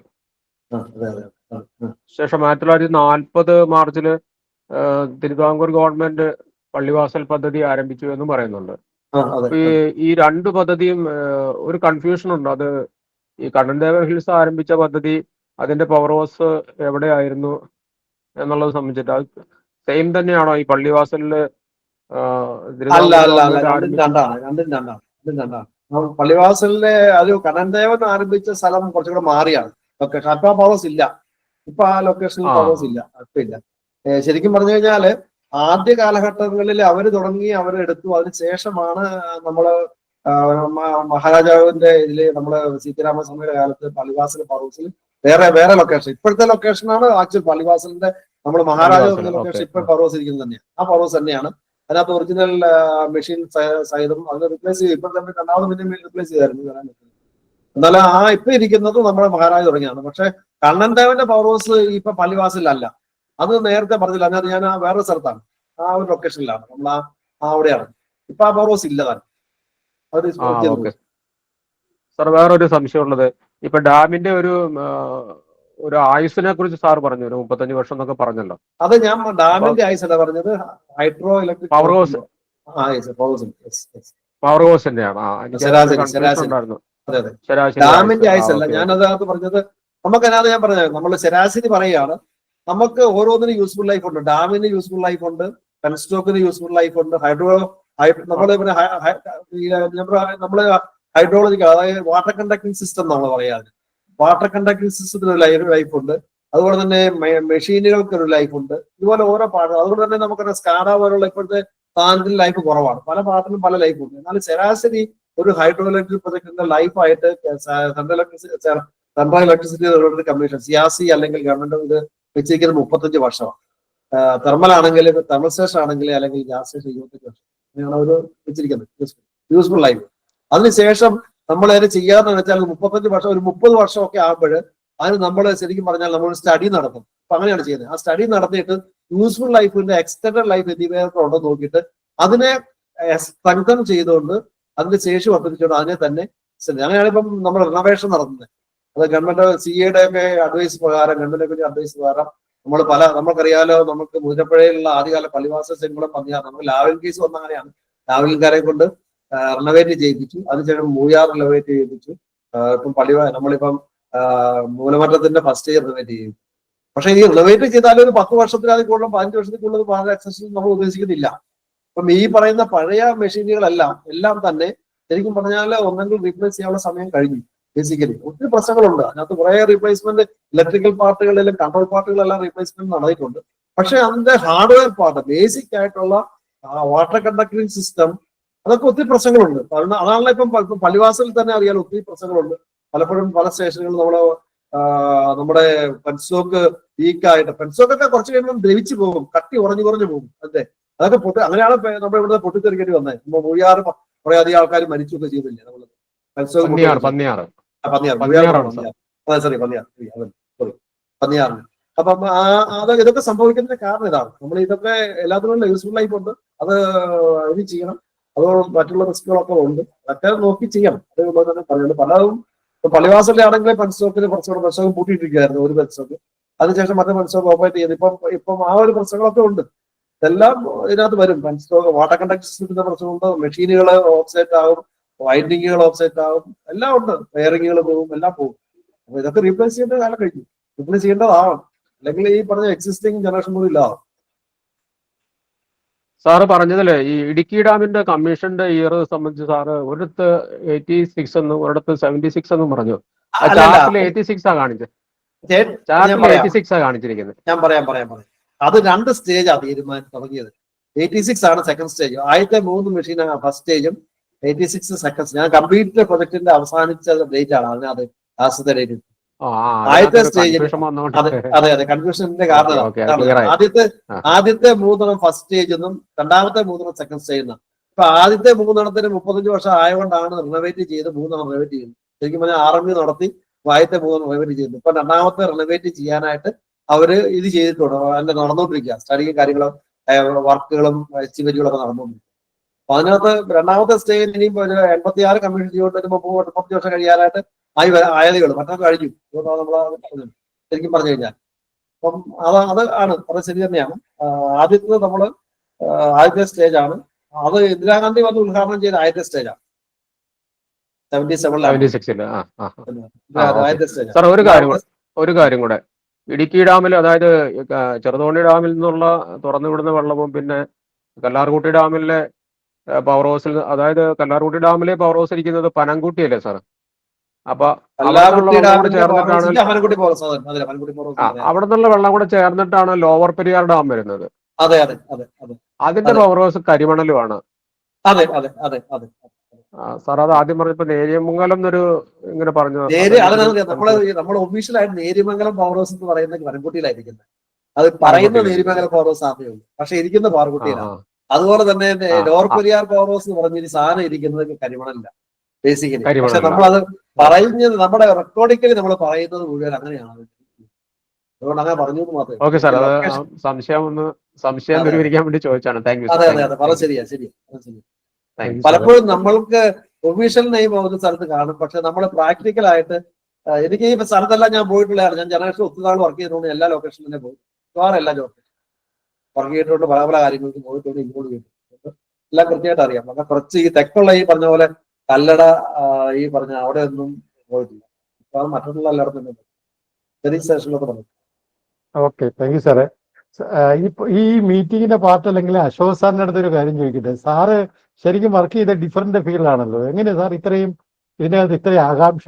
എങ്ങനെയാ അത് ഒന്ന് പറയൂ സാറേ. സാർ കോർ കമ്മിറ്റി അംഗമാണ്. ഞാനിപ്പോ ചോദിച്ച കാര്യങ്ങൾ ഞാൻ ബേസിക്കലി ഒരു ഇടുക്കി ജില്ലക്കാരനാണ്. അപ്പോ ഈ പവർ ഹൗസുകളും മിക്കവാറും അതിന്റെ ലൊക്കേഷനും ഒക്കെ എനിക്ക് കുറച്ച് ഗ്രാഹ്യമുണ്ട്. അതുകൊണ്ടാണ് ഞാൻ ഈ കാര്യങ്ങൾ ചോദിച്ചത്. ഞാൻ വർക്ക് ചെയ്തിരുന്നത് ആരോഗ്യ വിഭാഗത്തിലാണ്, മുനിസിപ്പാലിറ്റിയിലെ ഹെൽത്ത് സൂപ്പർവൈസറായിട്ട്. ഇതുമായിട്ട് ബന്ധമില്ല, അതുകൊണ്ടാണ് ചോദിച്ചത് ഞാൻ. പിന്നെ ഈ സോളാറൊക്കെ വെച്ച് കഴിഞ്ഞപ്പോ പിന്നെ ഈ സാറിന്റെ ക്ലാസ്സും ഇതൊക്കെ ശ്രദ്ധിച്ചു തുടങ്ങിയപ്പോഴാണ് ഇതിനകത്ത് കുറച്ചുകൂടെ താല്പര്യം ഉണ്ടാവുകയും ഒക്കെ വന്നത്. ഇത് നല്ല കാര്യമാണ്. ഇനി ആർക്കെങ്കിലും ചോദ്യങ്ങൾ എന്തെങ്കിലും ചോദിച്ചിട്ടുണ്ടെങ്കിൽ ഹാൻഡ് റൈസ് ചെയ്യാം. അതല്ലെങ്കിൽ നമ്മൾ കൺക്ലൂഷനിലേക്ക് പോവാം. ഇനി എല്ലാവർക്കും വീഡിയോ കണ്ട് കൂടുതൽ കാര്യങ്ങളൊക്കെ പഠിക്കാനും പറ്റും. ഇത് പെട്ടെന്ന് നമ്മൾ ഈ ടോപ്പിക്ക് വിടരുത്. അതിന് 2-3 പ്രാവശ്യമെങ്കിലും ആ വീഡിയോ കാണണം. കണ്ടിട്ട് നമുക്ക് ഒന്നും കൂടെ ഗ്രാസ്പ് ചെയ്യും കാര്യങ്ങൾ. മിസ്റ്റർ എ ബി സംസാരിച്ചോട്ടെ. അല്ല, മിസ്റ്റർ എ ബി എബ്രഹാം. അതെ അതെ അതെ സംസാരിച്ചോളൂ. സാർ ഈ 110 വോൾട്ട് 220 വോൾട്ട് ട്രാൻസ്മിഷൻ ലൈൻ പിന്നെ 400 പറഞ്ഞു, അതെന്തുകൊണ്ട് 440 ആയില്ല സാർ? ഇത് നമ്മൾ എന്തുകൊണ്ടാണെന്ന് ചോദിച്ചാൽ അതിന് പ്രത്യേകിച്ച് ഒരു ആൻസർ ഓരോരുത്തരും ഓരോന്ന് പറയുന്നുള്ളതല്ല, അതിന് പ്രത്യേകിച്ച് ഒരു ആൻസർ എന്ന് തോന്നുന്നത്. ഓ നമ്മൾ 110 132 ഉണ്ട്. നമ്മൾ അങ്ങനെ ഒന്നും ഇല്ല. തമിഴ്നാട് 132 അതുകൊണ്ട് 11 kV 11 മൾട്ടിപ്പിൾ ആകുന്നതിനൊന്നും പ്രത്യേകിച്ച് റീസൺ ഒന്നും ഞാൻ പറയത്തില്ല. കാരണം വെച്ച് കഴിഞ്ഞാല് നമ്മൾക്ക് നോക്കിക്കഴിഞ്ഞാൽ വോൾട്ടേജുകൾ നമ്മൾക്ക് 66 ഉണ്ട്, 33 ഉണ്ട്, 11 ഉണ്ട്, 22 ഉണ്ട്, 33 ഉണ്ട്, 66 ഉണ്ട്. അതിനുശേഷം 110 ഉണ്ട് കേരളത്തില്. പക്ഷെ തമിഴ്നാട് 132 പലയിടത്തും 130. ഇന്ത്യയിലെ പല സ്റ്റേറ്റുകളിൽ 132 ഉണ്ട്. പിന്നെ 220 വേറെ ചിലത്ത് ഇച്ചിരി അങ്ങോട്ടും ഇങ്ങോട്ടും വ്യത്യാസമുണ്ട്. പിന്നെ 400 ഇന്ത്യയിൽ ഒട്ടാകെ എടുത്തിരിക്കുന്നത്. അത് എന്തുകൊണ്ടാണെന്ന് ചോദിച്ചാൽ എനിക്കറിയില്ല. അത് എടുത്തിരിക്കുന്നത് ഞാൻ പറയുന്നു. ഒരു പ്രത്യേകിച്ച് റീസൺ. പിന്നെ 765 പിന്നെ അടുത്ത സ്റ്റേജ് വന്നു. 765 11 kV വന്നു. മറ്റേതുപോലെ തന്നെ DC ആണെങ്കിൽ ഈ പറഞ്ഞ പോലെ 500 വോൾട്ടിന്റെ ബാക്ക് ടു ബാക്ക് ഉണ്ട്. പക്ഷെ ഇവിടെ വന്നിരിക്കുന്ന 320 ബാക്ക് ടു ബാക്ക്. അതാണ് ബാക്ക് ടു ബാക്ക് അല്ല. അത് ടെക്നിക്കൽ റീസൺസ് വോൾട്ടേജ് തീരുമാനിക്കുന്ന ടെക്നോ എക്കണോമിക്കൽ കൺസിഡറേഷൻ ആയിരിക്കണം. അതെനിക്കറിയില്ല. ഇതൊക്കെ റീസൺ നമുക്ക് തോന്നി. Thank you sir. ഞാൻ പുതിയതായിട്ട് വന്ന ഒരാളാണ്, അതുകൊണ്ട് ഇങ്ങനത്തെ കാര്യങ്ങളൊക്കെ ചില സംശയമുണ്ട്. ഞാൻ ആദ്യം ചോദ്യം ചോദിച്ചിട്ടുമില്ല. സാറിന്റെ ക്ലാസ് അല്ല, ഇത് പലപ്പോഴും പല ആൾക്കാരും ഇങ്ങനെ 11ന്റെ മൾട്ടിപ്പിൾ ആണ് എന്നൊക്കെ പറയാറുണ്ട്. പക്ഷെ അങ്ങനെയൊന്നും ഇല്ല. ഞാനത് മനസ്സിലാക്കിയിടത്തോളം പലയിടത്തും. അതുകൊണ്ട് തന്നെ ഈ സെയിം റേറ്റ് പല രാജ്യങ്ങളിലും പല വ്യത്യാസമുണ്ട്. ചിലപ്പോൾ ചില രാജ്യങ്ങളൊക്കെ ഒത്തിരി വ്യത്യാസം അങ്ങനെയും വരാറുണ്ട്. ഈ വോൾട്ടേജ് എന്തുകൊണ്ടാണ് എടുക്കുന്നത് വെച്ച് കഴിഞ്ഞാൽ പ്രത്യേകിച്ച് ഇഷ്ടമൊന്നുമില്ല. പക്ഷെ പലയിടത്തും നല്ലതാണ്. ഇപ്പൊ ഞാൻ 110 പകരം 132 ആണ് തമിഴ്നാട്. അതുപോലെ തന്നെ 22 kV കേരളത്തിൽ കുറവാണ്. ഈ പറയുന്ന പാലക്കാട് മാത്രമേ ഉള്ളൂ. പാലക്കാട് വരാൻ കാരണം വെച്ചാൽ അവര് ചിലപ്പം ഇതൊരു ടെക്നോ എക്കണോമിക്കൽ കമ്പനി. നമുക്ക് പവർ ഹാൻഡിൽ ചെയ്യാനും പവർ ട്രാൻസ്ഫർ എക്കണോമിക്കലായിട്ട് തോന്നുന്നുണ്ട്. ആ ഒരു പർട്ടിക്കുലർ സമയത്ത് ഇരിക്കുന്ന ആൾക്കാർ ആ ഒരു പർട്ടിക്കുലർ തീരുമാനം എടുത്തു കഴിഞ്ഞാൽ അതനുസരിച്ച് കാര്യങ്ങളെല്ലാം ഉണ്ടാവും. നമ്മളൊരു പെട്ടെന്ന് മാറാൻ പറ്റില്ല. നമ്മൾ അതനുസരിച്ച് എക്യുപ്മെന്റുകൾ എല്ലാം കോമൺ ആയിട്ട് വന്നു കഴിഞ്ഞാൽ എളുപ്പമുണ്ട്. മാസ് പ്രൊഡക്ഷൻ എളുപ്പമാണ്. ഒരു പർട്ടിക്കുലർ വോൾട്ടേജ് എല്ലാവരും.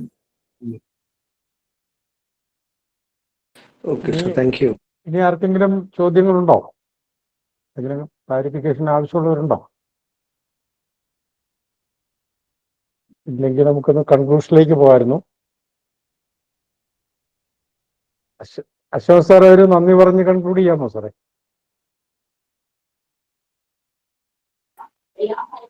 ഓക്കെ. എന്തായാലും നമ്മുടെ കേരളത്തിലെ പവർ സെക്ടറിന്റെ കാര്യങ്ങൾ, അതുപോലെ എനർജി മാനേജ്മെന്റ്, നമ്മുടെ പവർ സിസ്റ്റം കേരളത്തിൽ എന്നാണ് തുടങ്ങിയത്, അതിൻ്റെ ഒരു വളർച്ച, ഇപ്പോഴത്തെ അതിൻ്റെ ഒരു അവസ്ഥ, പിന്നെ ഡിസ്ട്രിബ്യൂഷൻ സിസ്റ്റംസ്, അത്തരം കാര്യങ്ങളെക്കുറിച്ച് സാമാന്യ ജനങ്ങൾക്ക് നല്ല രീതിയിൽ മനസ്സിലാവുന്ന രീതിയിൽ ജോർജ് സാറ് ക്ലാസ് എടുത്തു. ശരിക്കും ഇതൊക്കെ എന്തിനാണ് അറിഞ്ഞിരിക്കുന്നത് എന്നുള്ളൊരു ചോദ്യം കോമൺ പീപ്പിളിന് തോന്നാം. പക്ഷെ നമ്മൾ ഈ രാജ്യത്തെ ഒരു പൗരൻ എന്നുള്ളേക്ക് നമ്മൾ ഇത്തരം കാര്യങ്ങൾ അറിഞ്ഞിരിക്കേണ്ടത് തീർച്ചയായിട്ടും അത്യാവശ്യമാണ്. ജോർജ് സാറ് പറഞ്ഞു നമ്മൾ ഇത്രയും കൂടിയ വിലയ്ക്ക് വൈദ്യുതി വാങ്ങുന്നത് എന്തിനാണെന്ന് ചില ആളുകൾ ചില സമയത്ത് ചില ചോദ്യങ്ങൾ ചോദിക്കാമെന്ന്. പക്ഷെ അത് ആ പീക്ക് പീരീഡിൽ കുറഞ്ഞ സമയത്തേക്ക് മാത്രമാണ് അങ്ങനെ ഒരു ആവശ്യം വരിക. അതുകൊണ്ട് അതിനെ കുറ്റം പറയാൻ കഴിയില്ല എന്ന് സാർ അതിന് വിശദീകരണം തരികയും ചെയ്തു. നമ്മൾ സ്വാഭാവികമായിട്ടും പത്രത്തിലൊക്കെ ഇങ്ങനെ കാണുമ്പോൾ നമ്മൾ വിചാരിക്കും ഇത്രയും കാശ് കൊടുത്ത് KC ബോർഡ് ഈ വൈദ്യുതി വാങ്ങിയത് ഇതിലും കുറഞ്ഞ വിലയ്ക്ക് കിട്ടുമായിരുന്നില്ല എന്നുള്ളത് സംശയങ്ങൾ തോന്നും. അത്തരം സംശയങ്ങളൊക്കെ ക്ലിയർ ചെയ്ത് പോകുന്നതിന് വേണ്ടിയിട്ട് സാറിൻ്റെ ക്ലാസ്സുകൾ വളരെയധികം ഉപകാരപ്പെടുന്നുണ്ട്. ഇനിയും സാറ് ഈ മേഖലയിൽ നമ്മളെപ്പോലെയുള്ളവർക്ക് അറിവ് പകരുന്ന ക്ലാസ്സുകൾ തീർച്ചയായിട്ടും നൽകുമെന്നുള്ള പ്രതീക്ഷയുണ്ട്. സാർ നല്ല രീതിയിൽ ഇന്ന് ക്ലാസ് അവതരിപ്പിച്ചു. ജോർജ് സാറിന് ഈ ഗ്രൂപ്പിന്റെ പേരിൽ നന്ദി രേഖപ്പെടുത്തുകയാണ്. അതുപോലെ ഇത് പ്രിസൈഡ് ചെയ്ത ജെയിംസ് കുട്ടി സാറിനും നന്ദി രേഖപ്പെടുത്തുന്നു. വളരെ ശ്രദ്ധയോടുകൂടി ഇപ്പോഴും 32ഓളം പേര് ഈ ഗ്രൂപ്പിൽ ഇത് ഗൂഗിൾ മീറ്റ് ശ്രമിച്ചുകൊണ്ടിരിക്കുന്നുണ്ട്. അവർക്കും നന്ദി രേഖപ്പെടുത്തുന്നു. Thank you.